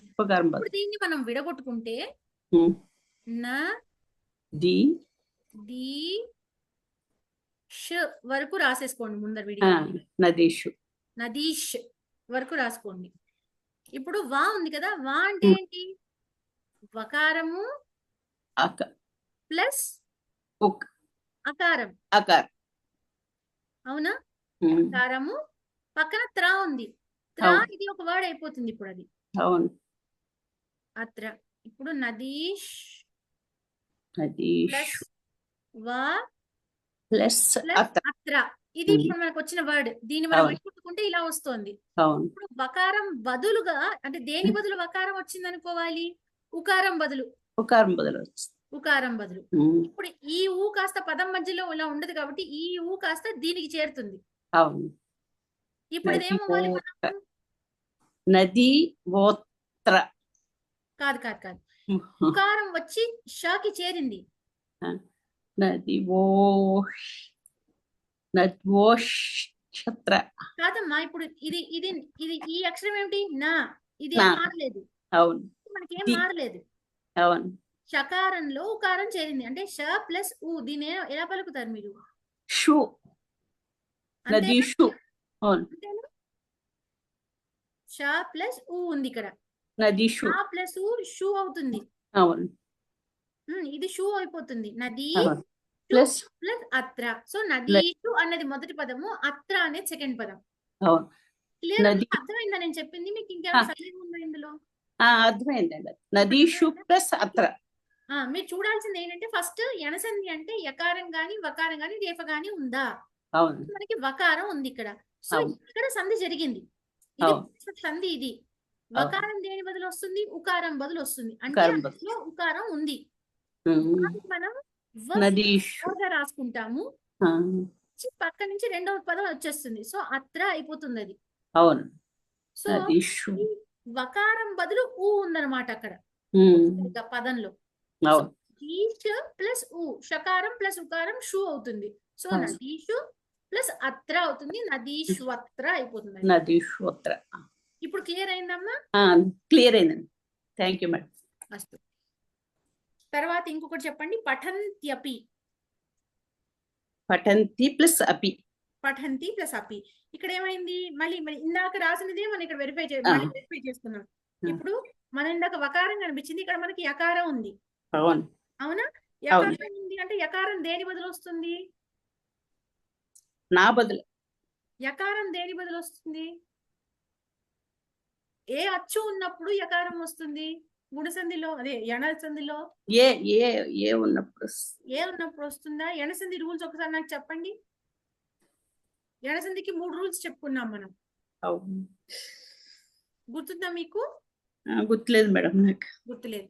అయితే వినండి. అసలు ఇకారానికి అసవర్ణమైన అచ్చు అంటే హ్రస్వ ఇకారం కానీ దీర్ఘ ఇకారం కానీ ఉన్నప్పుడు పూర్వపదం చివరన దానికి అసవర్ణమైన అచ్చు అంటే ఇకారం కాకుండా వేరే అచ్చు ఏదైనా పరమైతే దాని బదులు అంటే ఇకారం బదులు యకారం వస్తుంది. ఆ అన్యస్వరం అలాగే ఉంటుంది. ఓకే.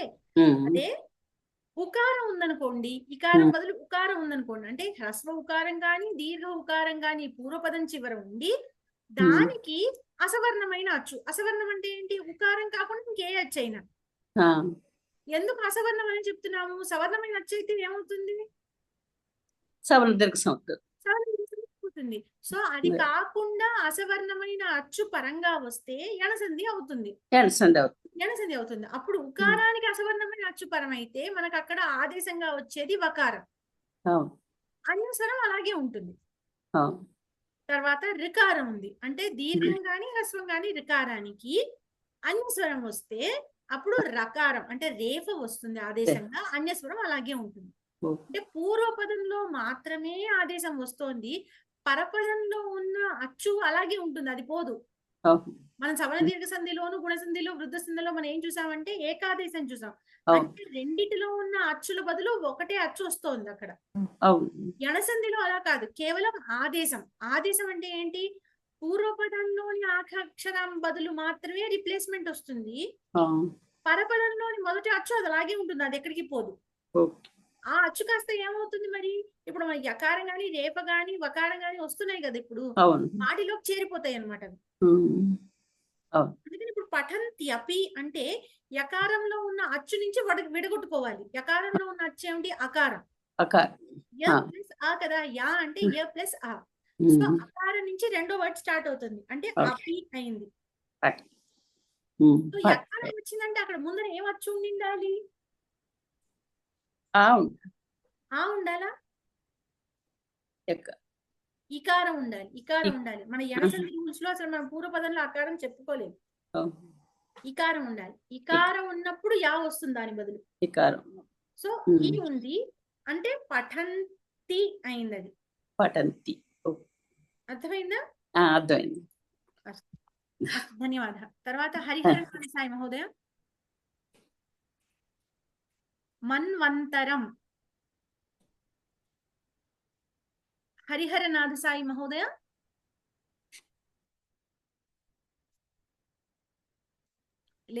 అస్తు మహోదయ. చెప్పండి. మన్వంతరం. మన్వంతరం మను ప్లస్ అంతరం. మను ప్లస్ అంతరం ఉత్తమం. ఎందుకు అంటే ఇక్కడ మనకి వకారం వచ్చింది. వకారం వచ్చింది కాబట్టి అక్కడ ఉకారం ఉందన్నమాట ముందర. మను ప్లస్ వకారంలో ఉన్నది అకారం వచ్చింది ఇప్పుడు. సో అంతరం అనేది రెండో పదం అయిపోతుంది. పితృచ్ఛ. పితృ ప్లస్ ఇచ్ఛ. పితృ ప్లస్ ఇచ్ఛ ఉత్తమం. పుత్రేష్వహం. పుత్రేషు ప్లస్ అహం. పుత్రేషు ప్లస్ అహం ఉత్తమం. ప్రత్యువాచ. ప్రతి ప్లస్ ఉవాచ. ఉత్తమం. ప్రతి ప్లస్ ఉవాచ. ఇప్పుడు ఈ సంధుల్లో వీటిలో ఎవరికైనా ఏమైనా సందేహాలు ఉన్నాయా? ఎలా వచ్చింది ఇది, నాకు అర్థం కాలేదు అని ఎవరైనా అడిగితే, అంటే ఎవరికైనా ఇంకా ఏదైనా అర్థం కాలేదు ఇది ఎందుకు ఇలా వచ్చింది అంటే ఇంకొకసారి అడగండి, చెప్తాను. అర్థమైతే అందరికీ ఓకే. అస్తు. ఇప్పుడు మనకి ఆఖరి పేజీ 103 పేజీలో ఉన్న ప్రశ్నలు మాత్రం మిగిలాయి ఈ పాఠంలో. కింద కర్తరి వాక్యాలను కర్మణికి మార్చండి. కేవి రమణ మహోదయ. బాలకాః శ్లోకం పఠంతి. బాలకేన శ్లోకం పఠ్యంతే. బాలకాః అన్నాడు మహోదయ. బాలకాః. బాలకే. తృతీయ విభక్తి బహువచనం చెప్పాలి మనం అక్కడ.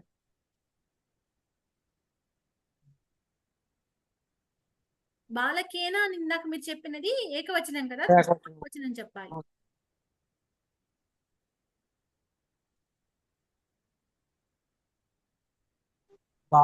బాలకాభిః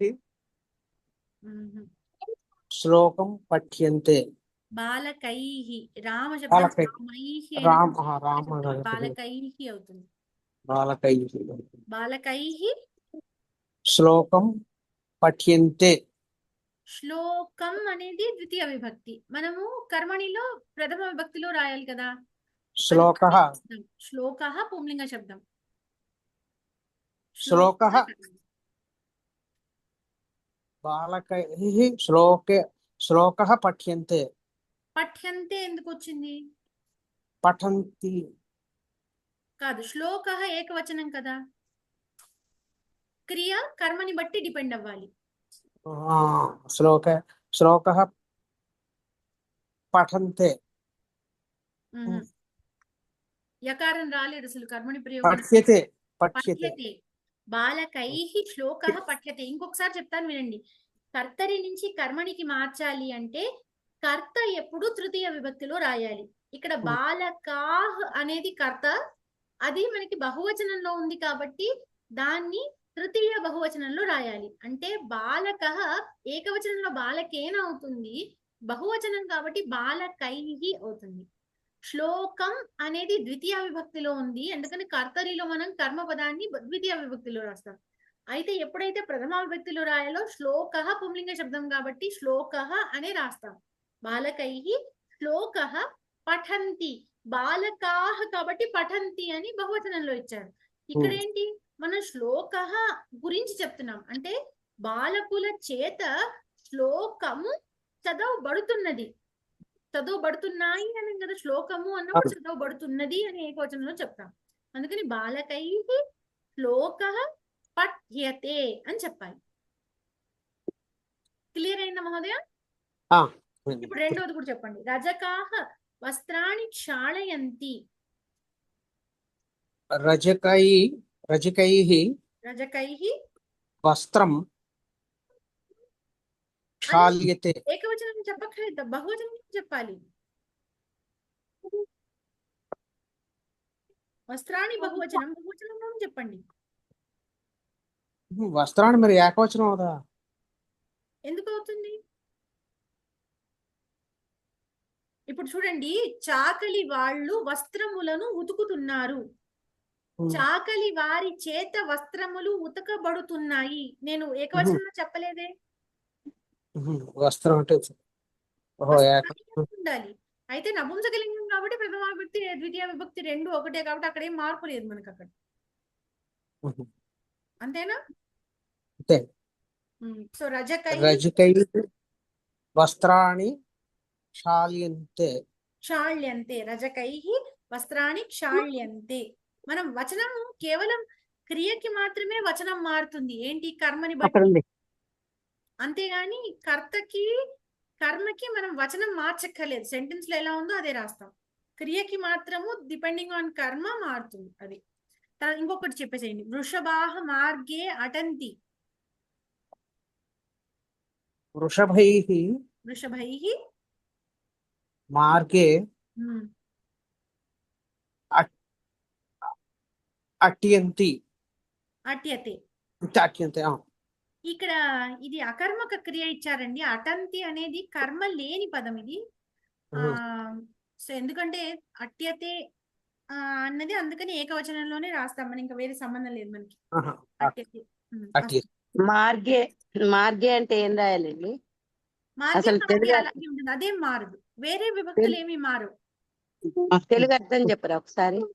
అంటే వృషభాః అంటే ఎద్దులు మార్గమునందు తిరుగుతున్నాయి. వృషభముల చేత, ఎద్దుల చేత మార్గములో తిరగబడుతున్నది. మార్గములోకి మార్పేం లేదుగా. అలా అంటే ఇక్కడ కర్తరి కర్మణి అంటే మనము ప్రథమ ద్వితీయ విభక్తి అనుకున్నాం కదా, ఇక్కడ మార్గే అన్నది ఇప్పుడు మనకి సప్తమి విభక్తిలో ఉన్నట్టేనా? సప్తమి అలాగే ఉంటుంది. ఓకే, అది మార్చక్కర్లేదు మనం. మార్చక్కర్లేదు, ఓన్లీ కర్త కర్మకే మార్పు. కర్త కర్మ దాన్ని బట్టి క్రియకి మార్పు. ఓకే, ఇక్కడ కర్మ లేదు కాబట్టి మార్చక్కర్లేదు. Okay, God.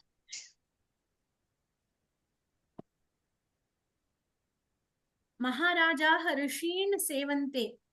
ఇప్పుడు ఎవరు చెప్పాలి? లక్ష్మీ మహోదయ్. మహారాజాః ఋషీన్ సేవంతే. మహారాజైః ఋషయః సేవ్యంతే. ఉత్తమం. ఉత్తమః అన్యాన్ క్షమతే. ఉత్తమః ఉత్తమేన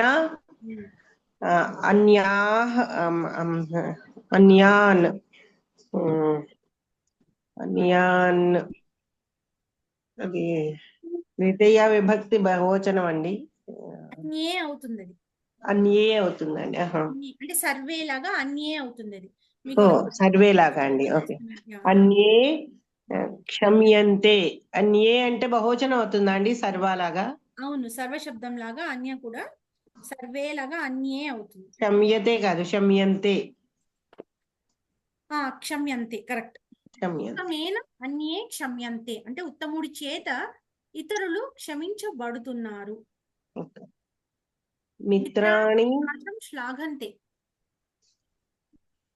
మిత్రాణి ప్రకాశం శాఘంతే. మిత్రాణి బహువచనం కాబట్టి మిత్రైః మిత్రై ప్రకాశః. ప్రకాశః ఇక్కడ ఏకవచనం వస్తుంది కదా. క్షాళ్యతే. శ్లాఘంతే అన్నాడు, శ్లాఘ్యతే. శ్లాఘ్యతే అవుతుంది కరెక్ట్. అంటే మెచ్చుకొనబడింది అని. తర్వాత ఈ కింది ప్రశ్నలకు సమాధానం వ్రాయండి. ఇప్పుడు ఎవరు చెప్పాలి? నిహారిక మహోదయ్. ఎందుకు ఇది చార్జ్ అవ్వట్లేదు? ఒక్క నిమిషం అండి, ఒక్క నిమిషం మహోదయ్. నిహారిక మహోదయ్ ఒక్క నిమిషం.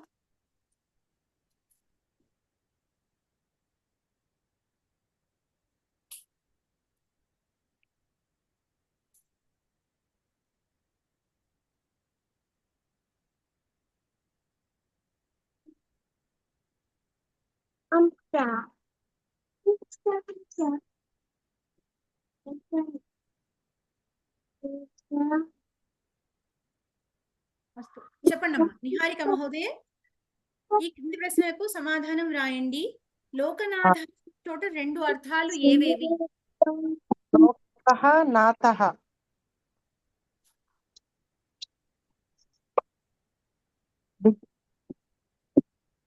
రెండు అర్థాలు చెప్పుకున్నాం కదా, బహువ్రీహి ఒకటి, షష్ఠి ఒకటి. మహోదయ చెప్తున్నారా? నాకేం వినిపించట్లేదు. అవును మేడం. లోకః నాథః, లోకానాం నాథః. లోకః నాథః యస్య సహ అంటే ఎవరికైతే లోకమే నాథుడో, అంటే ఎవరికైతే లోకము నాథుడుగా కలిగి ఉన్నాడో అతను, అంటే భిక్షకుడు. లోకః నాథః యస్య సహ ఇది భిక్షకుడికి చెందినది. ఇంకొకటి లోకానాం నాథః, లోకములకు నాథుడు అంటే రాజు. ఓకేనా? అధికారులు ఎవరిని గుర్రమని అంటారు? ఎలా తెలుస్తుందండి? ఏంటండి? లోకః నాథ యస్య సహ అని ఆన్సర్ చూసుకుని రాసుకోవడమేనా? మనకి అలా విడదీయడం ఎలా తెలుసు? సమాసాలు రాలేదు కదా, అందుకని నేను చెప్పిన పెట్టుకొని మీరు రాసుకోవడమే. లోకః నాథః యస్య సహ అని. అదే డౌట్ వచ్చిందండి. ఆ షష్ఠి ఎందుకంటే ఇంకా సమాసాలు మనం అన్ని కోవిదల్లో నేర్చుకుంటాం, ఇప్పుడు ఇంకా మనం నేర్చుకోలేదు కదా. ఓకే. అందుకని ఇక్కడికి వరకు మనకి ప్రహేళిక అర్థం వరకు మనం గుర్తు పెట్టుకుంటే సరిపోతుంది.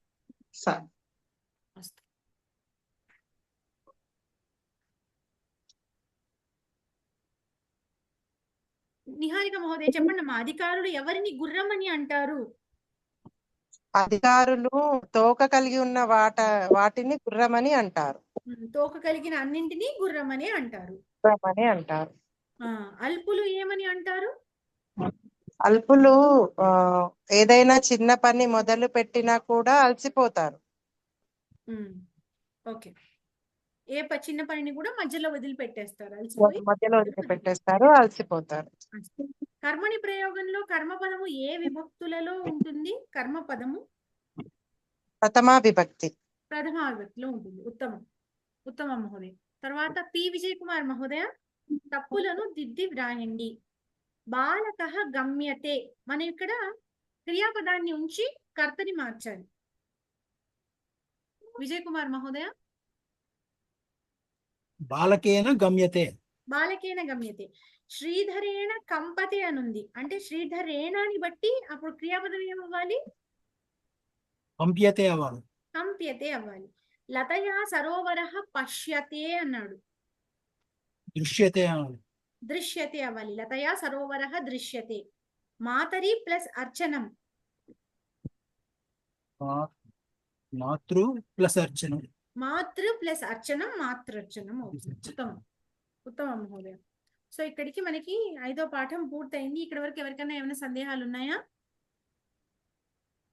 మహోదయ మధ్య మధ్యలో ఈ కర్తరి కర్మణిలోనే చిన్న కొంచెం చెప్పండి. ఇబ్బంది అవుతుంది. అంటే మధ్యలో కొన్నిసార్లు బహువచనం వాడుతున్నాం, కొన్నిసార్లు మధ్యలో ఏకవచనం పెడుతున్నాము. అది ఎట్లా ప్రాక్టీస్ తో వస్తుందా అండి?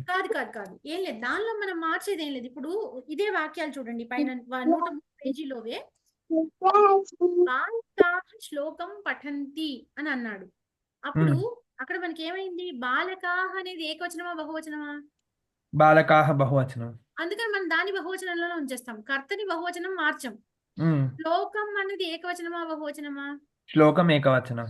ఏకవచనం, దాన్ని కూడా మార్చం. మీకు మారేది ఏమిటి అంటే క్రియాపదం మాత్రం మారుతుంది. ఎందుకు?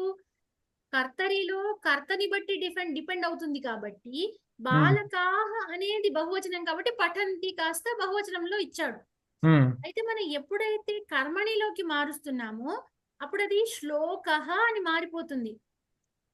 కర్మణిలో కర్మని బట్టి శ్లోకః అనేది ఏకవచనం కాబట్టి పఠ్యతే అని క్రియాపదము కర్మని బట్టి ఉండాలి కాబట్టి ఏకవచనంలో ఉంది.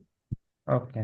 మనం కర్తకి కర్మకి కూడా ఒరిజినల్ వాక్యంలో ఇచ్చిన వచనాన్ని మార్చము.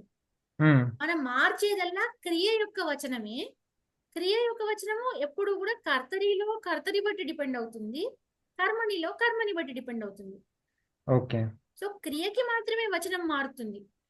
ఓకే. మనం మొన్న క్లాస్ లో మీరు వచ్చారో లేదో తెలియదు, మొన్న క్లాస్ లో మనం చెప్పుకున్నాం బాలుడు పుస్తకమును చదువుతున్నాడు, బాలుడి చేత పుస్తకము చదవబడింది. బాలుడి చేత పుస్తకములు అని ఎప్పుడైతే అన్నామో అప్పుడు ఏమవుతుంది? క్రియాపదము చదవబడుతున్నాయి అవుతుంది. అంటే కర్మపదం మారేసరికి కర్మణి వాక్యంలో మనకి ఈ క్రియాపదం యొక్క వచనం మారిపోతుంది. కానీ మనం అప్పుడేంటి? బాలురి చేత పుస్తకము అన్నాం అనుకోండి, బాలురి చేత పుస్తకము చదవబడుతుంది అంటాం. ఎందుకంటే అది ఏకవచనంలోనే ఉంది కాబట్టి కర్మపదం. సో ఇది మనం గుర్తుపెట్టుకోవాలి. క్రియాపదం మాత్రమే వచనం మారుతుంది. లేదు ఒరిజినల్ వాక్యంలో ఏకవచనంలో ఇస్తే కర్త ఇప్పుడు కూడా ఏకవచనంలోనే ఉంటుంది. కర్మ కూడా ఏకవచనంలో ఇచ్చి ఉంటే తర్వాత కూడా ఏకవచనంలో ఉంటుంది. అది కర్తరి నుండి కర్మణి అయినా అంతే, కర్మణి నుండి కర్తరి అయినా అంతే. వాటి వచనాలు మారవు, మారే వల్ల వాటి విభక్తులు మారుతాయి. కర్త ఒకవేళ ప్రథమ విభక్తిలో ఉంటే కర్తరిలో అది కాస్త తృతీయలోకి వచ్చేస్తుంది. కర్మణిలోకి వచ్చేసరికి అక్కడ కర్మ కాస్త కర్తరి ప్రయోగంలో ద్వితీయ విభక్తిలో ఉంటుంది, అది కర్మణికి వచ్చేసరికి ప్రథమ విభక్తిలోకి వచ్చేస్తుంది. అయితే మీకు వచనం మారేదల్లా క్రియకి మారుతుంది. దేనిని బట్టి? కర్తరిలో కర్తని బట్టి, కర్మణి బట్టి. అంతే. ఇప్పుడు క్లియరా? ఇంకేమైనా సందేహాలు ఉన్నాయా ఎవరికైనా?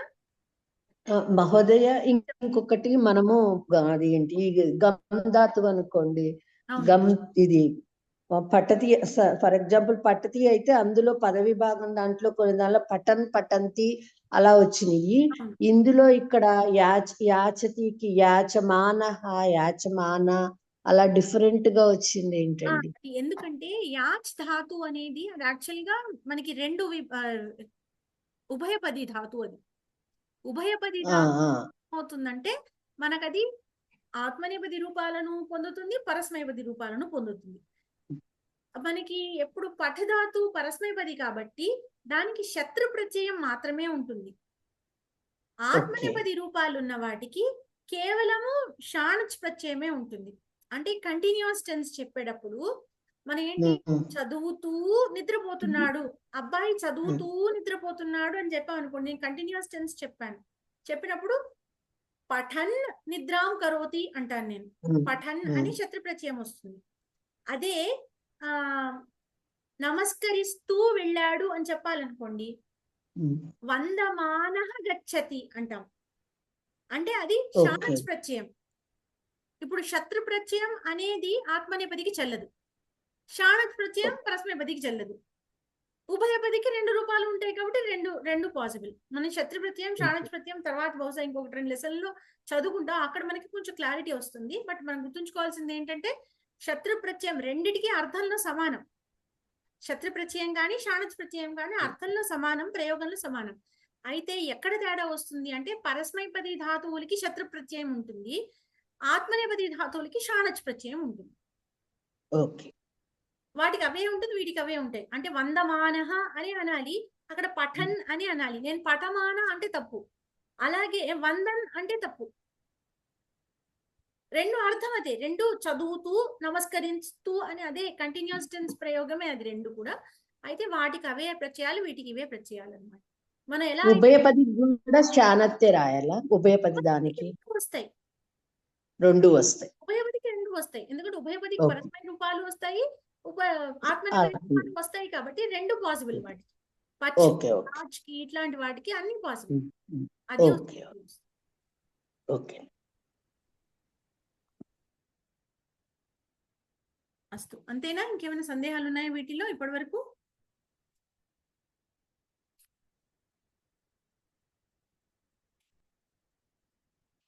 అస్తు. 6వ పాఠానికి వెళ్దాము. 6వ పాఠంలో సూక్తి చూద్దాం ఫస్ట్. గృహీత ఇవ కేశేషు మృత్యునా ధర్మమాచరేత్. గృహీత ఇవ కేశేషు మృత్యునా ధర్మమాచరేత్. దాని పదవిభాగం చూస్తే గృహీతః ఇవ కేశేషు మృత్యునా ధర్మం ఆచరేత్. అంటే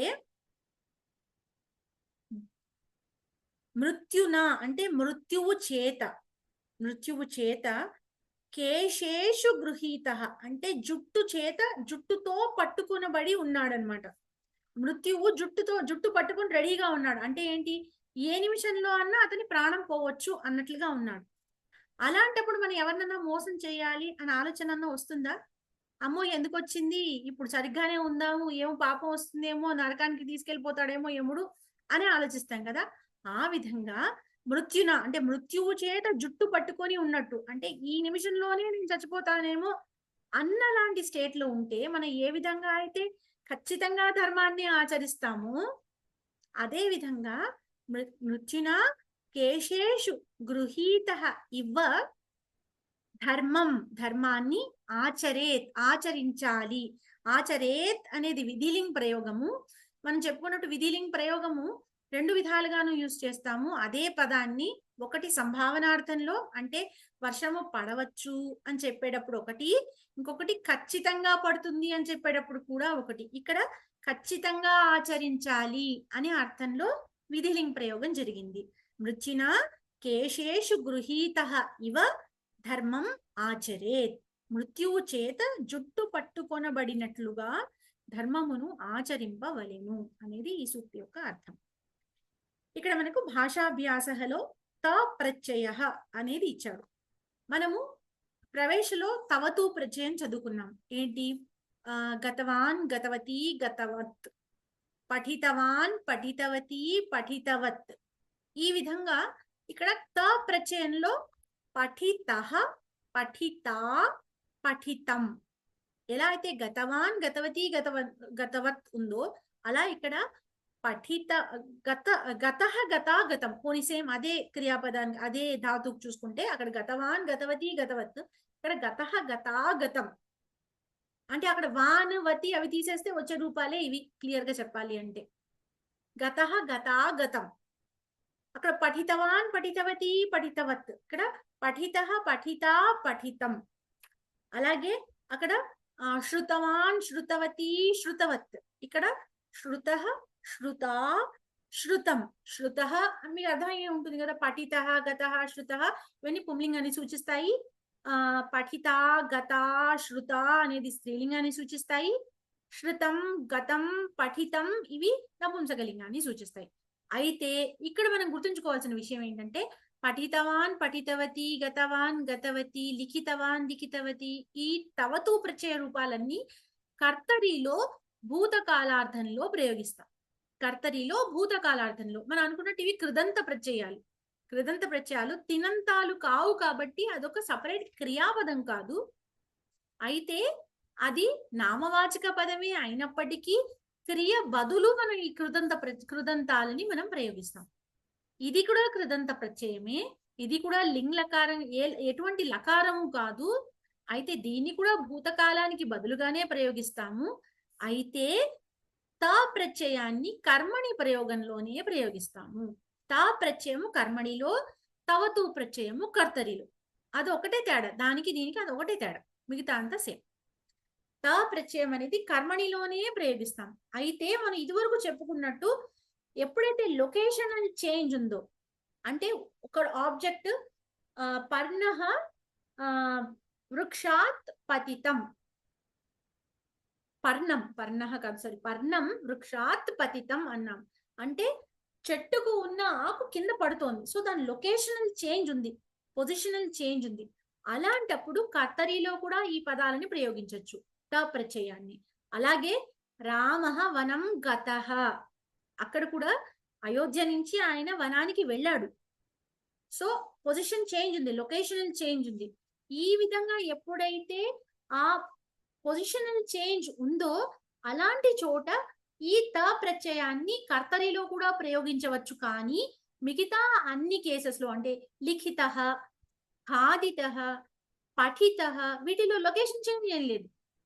ఇక్కడ కూర్చొని చదివాడు అంతే, చదవడంలో లొకేషన్ చేంజ్ ఏం లేదు. కాబట్టి ఇవి కేవలము కర్మణి ప్రయోగంలోనే ప్రయోగించారు. అయితే భూతకాలానికి బదులు ప్రయోగిస్తాం. అంటే భూతకాల మన ఏదైతే అవందత అనే ప్రయోగం ఉంది, ఇప్పుడు అవంద్యత అవ్వాలి కర్మణిలో. దాని బదులు మనము ఇక్కడ ఏం వస్తుంది, వందితః వస్తుంది. వందితః వస్తుంది అంటే వందితవాన్ వందితవతి కదా, అలాగే వందితః వస్తుంది. ఆ విధంగా మనకి కర్మణి ప్రయోగంలో తవతు ప్రత్యయ రూపాలు వస్తే ఒక విధంగా ఈ త ప్రత్యయ రూపాలు కూడా వచ్చేసినట్టే. ఆ తవత్ వత్ అన్న ఆ ప్రత్యయ భాగం తీసేస్తే మనకు వచ్చే రూపాలే ఈ త ప్రత్యయ రూపాలు. సో ఒక్కసారి మనం కింద ఉన్న రూల్స్ చూసేసి, అంటే 106 పేజీలో ఈ వాక్యాలకి కింద ఒక 2-3 లైన్లు ఇచ్చాడు, అవి చూసేసి మనం ముందరకు ఈ వాక్యాలు చూడడానికి వద్దాం. పై వాక్యాలన్నీ భూతకాలంలో కర్మణి ప్రయోగంలో ఇయ్యబడినవి. పై వాక్యములలో అనుసరింపబడిన కర్మణి ప్రయోగ నియమాలు.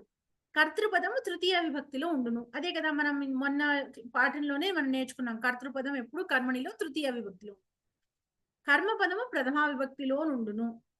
క్రియ పదమును అనుసరింపబడును, క్రియ కర్మపదమును అనుసరింపబడును. ఓకే, కర్తరి ప్రయోగంలో కర్త ప్రథమ విభక్తిలోను, కర్మపదము ద్వితీయ విభక్తిలోను, క్రియ కర్తను అనుసరించి ప్రయోగం చేయబడును. ఇది కర్మణి వర్తమాన కాలంలో ఏ రూల్స్ అయితే ఉన్నాయో ఇక్కడ కూడా అవే రూల్స్ మనకి అప్లై అవుతాయి. ఎందుకంటే ఇది కూడా కర్మణి ప్రయోగమే కదా. అందుకు ఒక్కసారి మనం వాక్యాలు చూసి వాటి అర్థం తెలుసుకొని అప్పుడు తర్వాతకి అది వెనక్కి తిప్పండి ఒకసారి 105లోకి. రామేణ కార్యం కృతం అంటే రాముడి చేత కార్యం పని కృతం చేయబడినది. ఇది మరి భూతకాలం కదా, భూతకాలం బదులు ప్రయోగిస్తున్నాం కదా, అందుకని చేయబడినది. దేవేన వరహ దత్తః దేవునిచే వరము ఇవ్వబడినది. వీటికి ఒకవేళ మనం కర్తరి వాక్యాలు చూడాలంటే రామః కార్యం కృతవాన్ అవుతుంది. రామః కార్యం కృతవాన్, అది రామేణ కార్యం కృతం. దేవః వరం దత్తవాన్, అది దేవేన వరహ దత్తః అవుతుంది. ఇక్కడ చూడండి, కార్యం నపుంసకలింగం, అందుకని దానికి తగినట్టుగా క్రియాపదము కృతం అని నపుంసకలింగంలో వచ్చింది. ఏకవచనం కార్యం, కృతం కూడా ఏకవచనం. దేవేన వరహ దత్తః, వరహ అనేది మనకి పుంలింగము ఏకవచనంలో ఉంది, అందుకని దత్తః అని కూడా పుంలింగంలో ఏకవచనంలో ఇచ్చారు. బాలకైః కథా శ్రుత, బాలురచే కథ వినబడినది. బాలకైః బహువచనమైనప్పటికీ కథా అనేది మనకి ఇంపార్టెంట్ కర్మపదం. కథా స్త్రీలింగము, ఆకారాంత స్త్రీలింగ పదం కాబట్టి శ్రుత అని దానికి సంబంధించిన స్త్రీలింగ పదమే ఏకవచనమే వచ్చింది. ప్రాధ్యాపకేన విచారః ఉపస్థాపితః అంటే ప్రాధ్యాపకునిచే అంటే ప్రొఫెసర్ చేత విచారః ఆలోచన ప్రతిపాదించబడినది, ఆలోచన ప్రతిపాదించబడినది, అందుకని విచారః పుంలింగ శబ్దం కాబట్టి ఉపస్థాపితః పుంలింగ శబ్దం ఏకవచనం. మహిళాభిః చర్చా కృత, చర్చా మళ్ళీ స్త్రీలింగ శబ్దం కాబట్టి కృత అని వచ్చింది. మహిళలచే, మహిళాభిః తృతీయ బహువచనం, అందుకని మహిళలచే చర్చ చేయబడినది. గోపాలకై పద్యాని ఉక్తాని, గోపాలురచే పద్యములు చెప్పబడినవి. కర్మకర పద్యాని అనేది ఇక్కడ నపుంసకలింగము బహువచనం కాబట్టి ఉక్తాని, ఉక్తం పద్యం ఉక్తం, పద్యాని ఉక్తాని నపుంసకలింగం బహువచన రూపం. కర్మకరై ప్రకోష్ఠాః మార్జితాః, పని వారిచే, ప్రకోష్ఠః పుంలింగ శబ్దము, ప్రకోష్ఠాః బహువచనము, సో గదులు, మార్జితాః పుంలింగ బహువచనమైంది. ఇక్కడ అన్నిటికీ చూస్తే మీరు కృతవాన్ కృతవతి మీకు రూపాలు తెలుసు, కృతం అయింది. దత్తవాన్ దత్తవతి దత్తః అయింది. శృతవాన్ శృతవతి శృత అయింది. ఉపస్థాపితవాన్ కాస్త ఉపస్థాపితః, కృతవాన్ మళ్ళీ అది కూడా. ఉక్తవాన్ ఉక్తాని, ఉక్తం ఉక్తాని అయింది. మార్జితవాన్ మార్జితాః అయింది. దర్శితవాన్ దర్శితాః అయింది. సో మీకు తవతు ప్రత్యయం రూపాలు తెలిసాయి అంటే తా ప్రత్యయ రూపాలు కూడా తెలిసినట్టే. తర్వాత మార్గదర్శిన్యా మార్గాః దర్శితాః అంటే మార్గదర్శిని మార్గదర్శిన్యా, మార్గదర్శిని ఈకారాంత స్త్రీలింగ పదము, దానికి తృతీయ విభక్తి మార్గదర్శిన్యా. సో మార్గదర్శకురాలిచే అంటే గైడ్ చేత, గైడ్ అంటే మన టూరిస్ట్ గైడ్, గైడ్ చేత మార్గాః దారులు, దర్శితాః మార్గః పుంలింగ శబ్దము, మార్గాః పుంలింగ బహువచన శబ్దము, దర్శితః దర్శితాః, మార్గాః అనేది పుంలింగ శబ్దం కాబట్టి దర్శితాః అనేది పుంలింగ శబ్దంతో ఉపయోగించబడింది. ఆపణికేన శాటికాః విక్రీతాః, కొట్టువానిచే శాటికాః చీరలు అమ్మబడినవి. విక్రీతాః, విక్రీతవాన్ విక్రీతాః అయింది.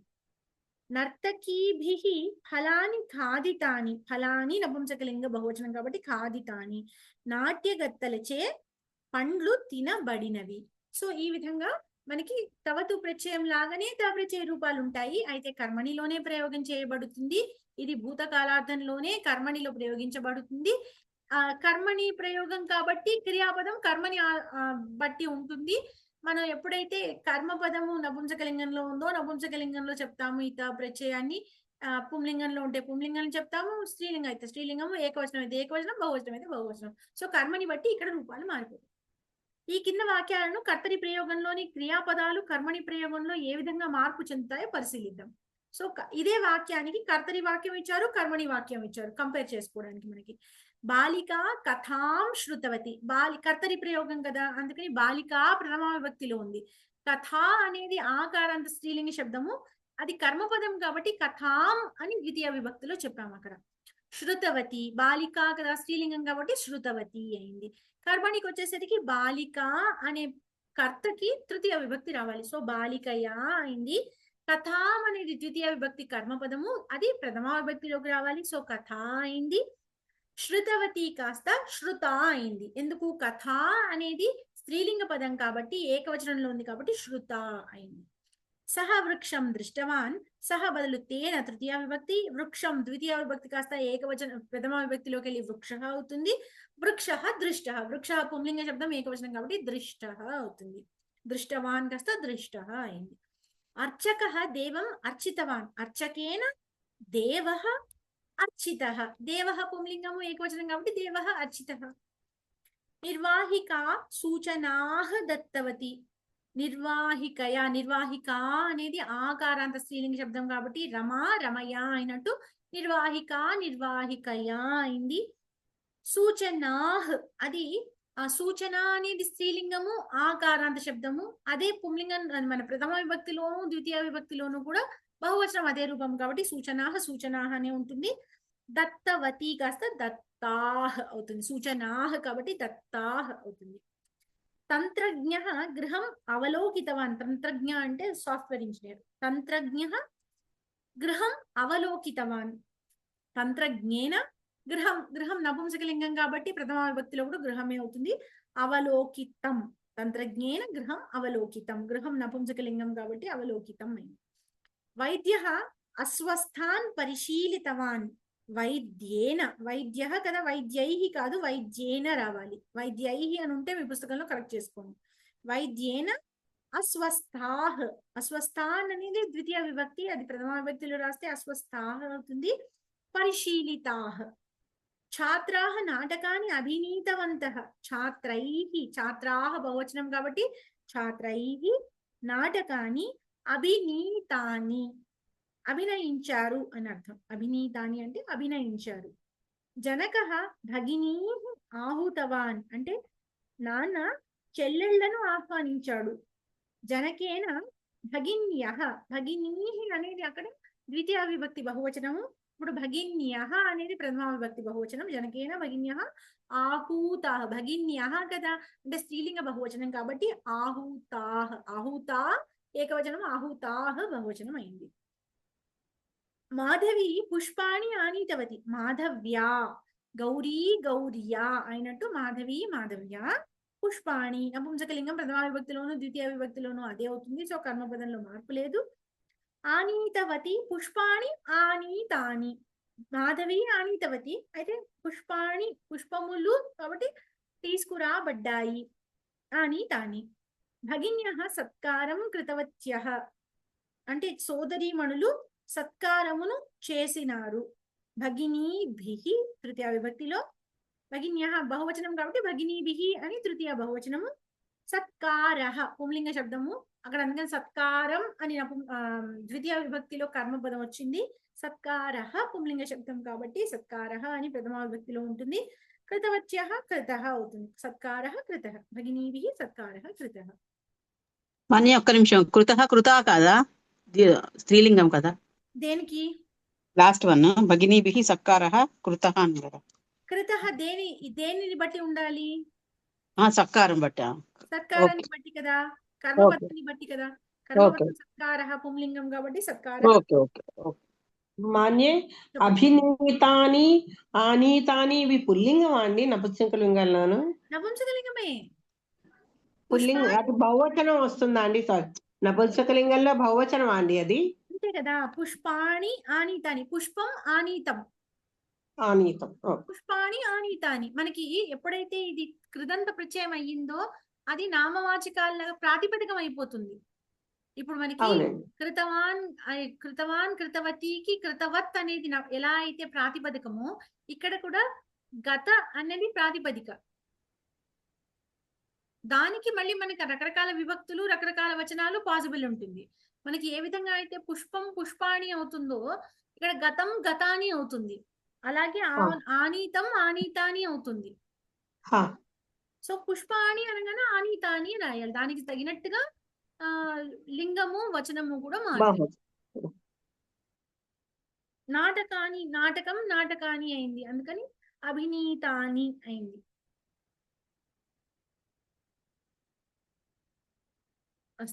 సో ఈ అభ్యాసం వచ్చే క్లాస్ లో చేద్దాం. ఒకసారి మీరు చూడండి. చాటు శ్లోకః చెప్పుకుందాం. రామనామ మహిమ చాలా గొప్పది. రామనామోచ్చారణ ఉన్నత స్థానానికి చేరుస్తుంది. రామనామాన్ని ఏ ఆలోచనతో స్వీకరించినా అది మోక్షానికి చేర్చుతుంది. ఏ కోరిక లేకుండా అకస్మాత్తుగా రామనామాన్ని ఉచ్చరించినా రక్షణ కల్పిస్తుంది. అంటే రామం యొక్క గొప్పతనాన్ని చెప్పడానికి ఈ శ్లోకాన్ని చెప్పారనమాట. అందుకు నిదర్శనం ఈ శ్లోకం.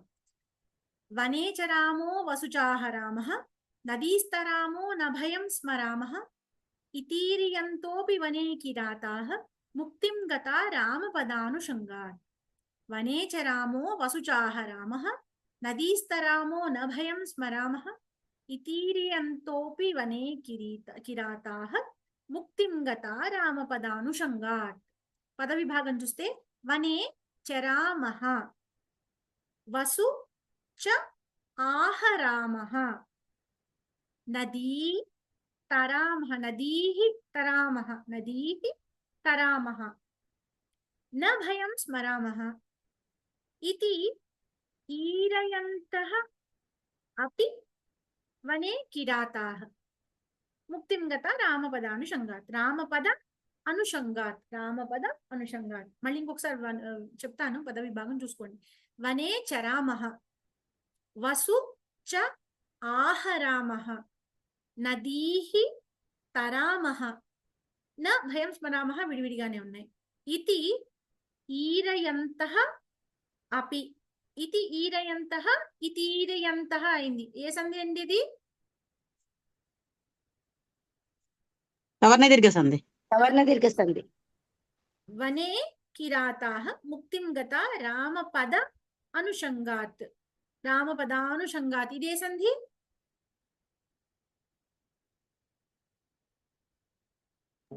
ఇది సవర్ణ దీర్ఘ సంధి అండి. ఇది సవర్ణ దీర్ఘ సంధి. రామపద అనుషంగాత్, రామపదానుషంగాత్. ఉత్తమం. ఇప్పుడు చూడండి, ఇది ఫ్రేజెస్ గా కట్ చేసుకుందాం. వనే చరామహ అంటే, చరామహ అంటే వయం, ఉత్తమ పురుష బహువచనంలో చెప్పారు ఇవన్నీ. వయం అంటే మేము అని చెప్తున్నారు. మేము, వీళ్ళెవరు? అక్కడ ట్రైబల్స్ అన్నమాట, కిరాతులు, అడవిలో ఉండే కిరాతులు. వాళ్ళు చెప్తున్న శ్లోకం ఇది. వనే చరామహ, వయం వనే చరామహ అంటే మేము అడవి యందు సంచరిస్తాము. వసు చ ఆహరామహ అంటే, ఆహరామహ అంటే సంపాదిస్తున్నాం. వసు అంటే వెల్త్, ఐశ్వర్యం, సంపదలను ఈ విధంగా ఆహరామహ అంటే సంపాదిస్తున్నాము. ఏంటి? వారు దోపిడీ దొంగలు అనమాట. వాళ్ళు వెళ్తూ ఆ అడవి, ఇదివరకు అడవి ప్రాంతంలో నుంచి నడిచి వెళ్లే వాళ్ళు కదా బాటసారులు. ఈ విధంగా వెళ్తున్న వాళ్ళందరినీ, వాళ్ళని దోచుకుంటూ ఈ విధంగా మేము వసుచ ఆహరామహ, మేము సంపదలను ఎన్నో సంపదలను పొందుతున్నాము. ఆహరామహ పొందుతున్నాం, సంపాదిస్తున్నాం. నదీహి తరామహ ఎన్నో నదులను దాటుతున్నాం. నా భయం స్మరామహ మాకు భయం అనేది మా స్మరణలోకి రాదు. మాకు అసలు భయం అనేది మాకు జ్ఞప్తిలోకే రాదు. ఇది ఈరయంతః, ఈరయంతః అంటే ఈ విధంగా చెప్తూ అని. ఈరయంతః, ఈరయన్ అనేది శత్రు ప్రత్యయం. ఈరయంతః శత్రు ప్రత్యయం బహువచనం. ఈరయన్కి ఈరయంతః, పఠంతః, ఈరయంతః. సో ఇది ఈరయంతః అపి అంటే ఈ విధంగా చెప్తూ ఉండి కూడా, వనే కిరాతాహ వనంలో కిరాతులు అంటే ఈ బోయవాళ్ళు, ట్రైబల్స్ వాళ్ళు ఈ విధంగా వాళ్ళు దారి దోపిడీ చేసుకుంటూ ఉండేవాళ్ళు కూడా ముక్తిని పొందారు. ముక్తిం గతాహ్ అనమాట యాక్చువల్గా ఇది. ముక్తిం గతాహ్ రామపద అనుషంగాత్ అంటే రాముడు అన్న పదాన్ని ఇప్పుడు చూడండి, చరామహ అన్నారు, దానిలో ఒక రామ ఉందా? చరామ అంటే రామ ఉందా? ఆహరామహ దానిలో ఒక రామ శబ్దం ఉందా? తరామహ దానిలో ఒక రామ శబ్దం ఉందా? స్మరామహ అందులో ఒక రామ శబ్దం ఉందా? ఈ విధంగా వనేచరామో వసుచాహరామహ నదీస్తరామో నభయం స్మరామహ అంటే 4 సార్లు రామపదాన్ని ఇలా మళ్ళీ చెప్తున్నారు. వాళ్ళు అదే విధంగా అదే చెప్పుకుంటూ వాళ్ళు రోజంతా గడుపుతున్నారు. అనేసరికి ఏమైంది? వాళ్ళు రోజంతా రామనామ జపం చేస్తున్నట్లుగా భావించి వారికి రామపద అనుషంగాత్ అంటే రామనామాన్ని మరీ ఉచ్చరిస్తూ ఉండడం వలన వారు ముక్తిని పొందారట. ముక్తిం గతాహ వారు ముక్తిని పొందారు అని చెప్తున్నారు. మేము అడవి యందు సంచరిస్తున్నాము. చరామహ అంటే సంచరిస్తాము. మేము సంపదలను సమకూర్చుకుంటాము. ఆహరామహ నదులను దాటుతాము. తరామహ మేము ఏ భయాన్ని స్మరింపము అంటే పొందము. నా స్మరామహ ఇలా మాట్లాడుతూ కూడా అడవిలో కిరాతులు తమకు తెలియకుండానే రామః నామాన్ని ఉచ్చరించడం వల్ల మోక్షాన్ని పొందారు. ఇది మనకి ఇక్కడ ఇచ్చిన చాటు శ్లోకం. తర్వాత సమస్య. శ్లోకంలో ఒక పాదములో లేదా కొన్ని పాదాల్లో అర్థాన్ని ఇవ్వటంలో సమస్యాస్పదంగా ఉండి మిగిలిన పాదాలు ఆ సమస్యను పరిహరించటం చెప్పబడుతుంది. దీన్నే సమస్యాపూరణం అని అంటారు. ఈ క్రింద సమస్య ఇలా ఇవ్వబడింది. హుతాశనశ్చందన పంకశీతలః. హుతాశనశ్చందన పంకశీతలః ఇది సమస్యగా ఇచ్చారు. అంటే అగ్ని చందనపు ముద్దవలే చల్లగానున్నది. హుతాశనశ్చందన పంకశీతలః అంటే హుతాశనః చందన పంకశీతలః అంటే ఈ అగ్ని కూడా చందనం వల్లే చల్లగా ఉన్నది అని అర్థం ఇక్కడ ఈ వాక్యానికి. అసలు అగ్ని చందనం వల్లే చల్లగా ఎలా ఉంటుంది అన్నదానికి ఈ సమస్య పూరణతో ఒక కవి గారు పూరించారు. ఈ వాక్యంలో అర్థం విరుద్ధంగా కనిపిస్తుంది. నిజానికి అదే పాసిబిలిటీయే లేదు కదా. అగ్ని చందనంలా చల్లగా ఎలాగో ఉంటుంది, ఉండదు కదా. అయితే దానికి సమస్యాపూరణలో ఇలా చెప్పారనమాట. సుతం పతంతం సమవేక్ష్య పావకే నబోధయామాస పతిం పతివ్రత తదాభవత్ తత్పతిభక్తి గౌరవాత్ హుతాశనశ్చందన పంకశీతలః.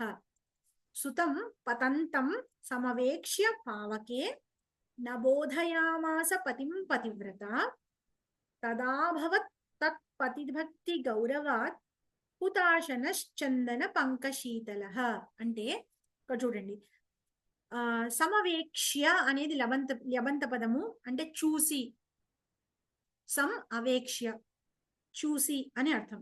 సుతం పతంతం సమవేక్ష్య పావకే, పావక అంటే అగ్ని, పావకే అంటే అగ్ని యందు, పావకే పతంతం సుతం సమవేక్ష్య అంటే అగ్నిలో పడిపోతున్నటువంటి తన కుమారుణ్ణి చూసి, అంటే తన ఈవిడ ఒక పతివ్రత అనమాట, ఆవిడ ఒళ్ళో తల పెట్టుకొని ఆయన పడుకొని నిద్రపోతున్నాడు. ఆ సమయంలో అక్కడ అగ్ని ఉంది, అగ్నిలో వాళ్ళ అబ్బాయి అందులోకి పడిపోతూ చూసింది ఆవిడ, చిన్నపిల్లాడు. చూసినప్పటికీ నబోధయామాస పతిం పతివ్రత అంటే ఈవిడ పతివ్రత కాబట్టి నిద్రపోతున్న భర్తని లేపడానికి ఈవిడ సందేహపడింది. నబోధయామాస లేపలేదుట, నబోధయామాస లేపలేదు.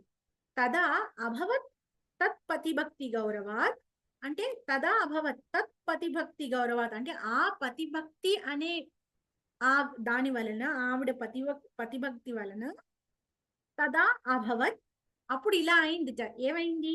హుతాశన చందన పంకశీతల. హుతాశన అంటే అగ్ని, అగ్ని కూడా చందన పంకశీతల చందనపు ముద్ద వలె చల్లగా అయింది అని చెప్పారు. అంటే ఓ కుటుంబీకుడు తన భార్య ఒడిలో తలపెట్టుకుని నిద్రపోతున్నాడు. ఆ సమయంలో వారి కుమారుడు ఆడుకుంటూ అగ్నిలో పడ్డాడు. అప్పుడు భర్తపై గల భక్తిభావంతో ఆ పతివ్రత అతనికి నిద్రాభంగం కలగకూడదని మేల్కొల్పక మిన్నకుండెను. ఆ సమయమున ఆ బాలుడి పట్ల అగ్ని చందనపు ముద్దగా చల్లగా మారాడు. సో అందుకని ఆవిడ పతిభక్తి వలన ఆ పిల్లాడికి ఏం కాకుండా బయటపడ్డాడు అని చెప్పడం ఇక్కడ అర్థం. సో ఇది ఈ సమస్య పూరణాన్ని ఇలా చేశారనమాట. ఇది సో సుభాషితాలు రెండు చెప్పేసుకొని ఆపేద్దాం. 3:45 అయింది. లేకపోతే ఇక్కడతో ఆపేద్దాంలేండి. సుభాషితము, అన్వయక్రమము, సుభాషితాలు రెండు అవ్వవేమో అనిపిస్తోంది. సరే చూద్దాం, ఒకటన్నా చెప్పుకుందాం పోనీ. యదా కించిజ్ఞోహం గజైవ మదాంధః సమభవం తదా సర్వజ్ఞోస్మిత్య అభవత్ అవలిప్తం మమ మనః. తదా సర్వజ్ఞోస్మిత్యభవదవలిప్తం మమ మనః. యదా కించిత్ కించిత్ బుధజన సకాశాదవగతం తదా మూర్ఖోస్మీతి జ్వర ఇవ మదో మే వ్యపగతః. యదా, మరి ఫస్ట్ నేను చదువుతున్నా. యదా కించుజ్ఞోహం గజ ఇవ మదాంధః సమభవం తదా సర్వజ్ఞోస్మిత్యభవదవలిప్తం మమ మనః. యదా కించిత్ కించిత్ బుధజన సకాశాదవగతం తథా మూర్ఖోస్మీతి జ్వర ఇవ మదో మే వ్యపగతః. పద విభాగం చూస్తే యదా కించిజ్ఞః అహం, కించిజ్ఞః అంటే కించిత్ ప్లస్ జ్ఞః, కించిజ్ఞః అవుతుంది. కించిత్ ప్లస్ జ్ఞః అంటే కించిత్ అంటే కొద్దిగా, జ్ఞః కొద్దిగా తెలుసుకోవడం. కించిజ్ఞః అంటే కొంచెం తెలిసిన వాడికే. కించిజ్ఞః అహం గజః ఇవ, గజ ఇవ అంటే గజః ఇవ మదాంధః సం అభవం. సమభవం అనేది సం అనే ఉపసర్గతో కూడిన అభవం, నేను ఇలా అయ్యాను. అభవం అనేది భూధాతుకి ఉత్తమ పురుష ఏకవచనంలో లంగ్ లకార రూపం. అభవత్ అభవం, అభవత్ అనేది ప్రథమ పురుష ఏకవచనము, అభవం ఆం అభవం, నేను ఇలా అయ్యాను అని చెప్పడం. తదా సర్వజ్ఞః అస్మి ఇతి అభవత్ అవలిప్తం మమ మనః. అవలిప్తం అంటే అలా కప్పబడింది, అవలిప్తం అంటే అలా కప్పబడినది అని, అలా ఆచ్ఛాదన చేయబడింది, అలా కప్పబడినది. యదా కించిత్ కించిత్ బుధజన సకాశాత్ అవగతం తదా మూర్ఖః అస్మి ఇతి జ్వరః ఇవ మదః మే వ్యపగతః. వ్యపగతః అంటే వి ప్లస్ అపగతః, వ్యపగతః అయింది. ఏ సంధి ఇక్కడ? వి ప్లస్ అపగతః యణాదేశంది. యణసంధి, యణసంధి కరెక్ట్. సో ఇక్కడికి పద విభాగం చూసాము.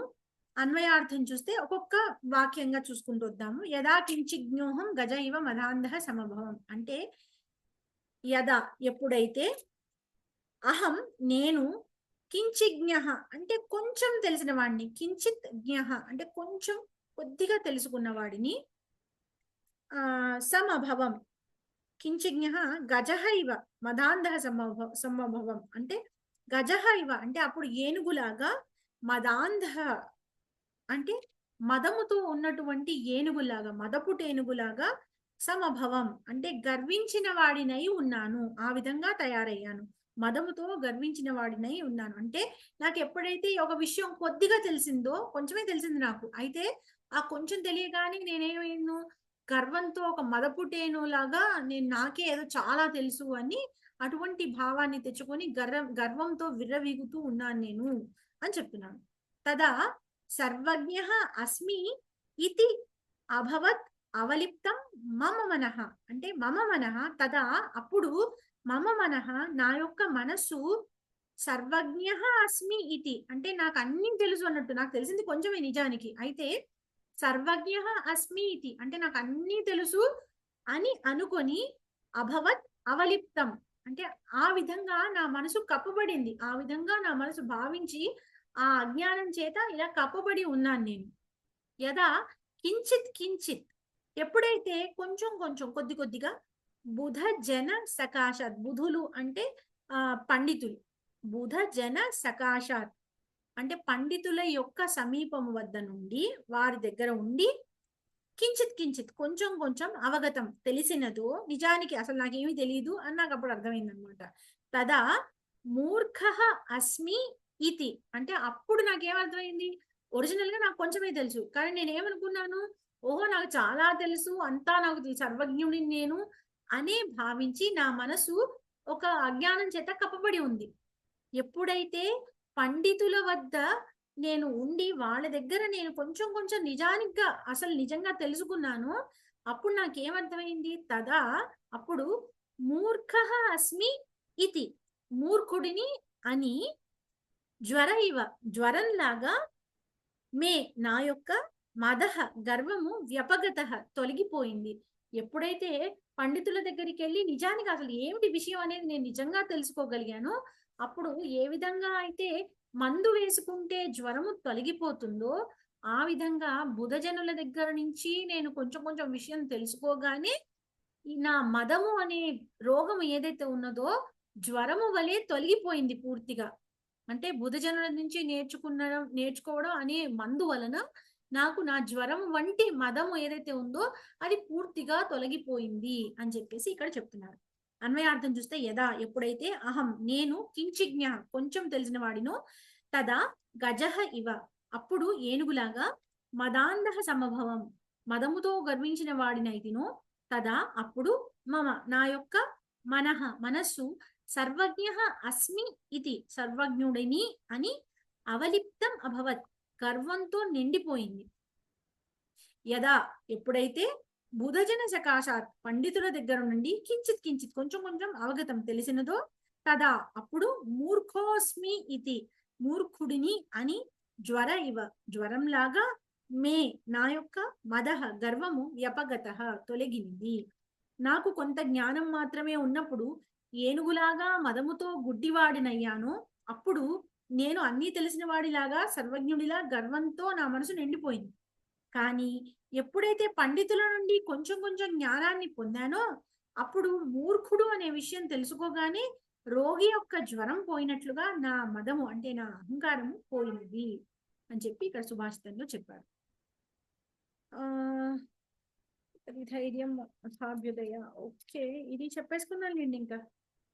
విపది ధైర్యం అథాభ్యుదయే క్షమా సదసి వాక్పటుత యుధి విక్రమః యశసి చాభిరుచిర్వ్యసనం శ్రుతౌ ప్రకృతి సిద్ధమిదం హి మహాత్మనాం.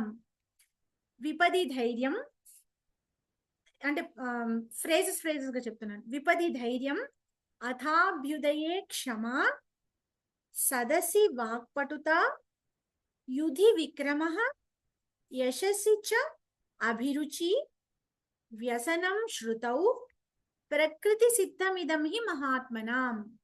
ఈ విధంగా ఫ్రేసెస్ దగ్గర విడగొట్టుకుంటే మీకు క్లియర్ గా అర్థమవుతుంది. మళ్ళీ చెప్తున్నాను. విపది ధైర్యం, విపది ధైర్యం ఒక ఫ్రేజ్. అంటే విపది పద విభాగం చూసినా విపది ధైర్యం విడివిడిగా.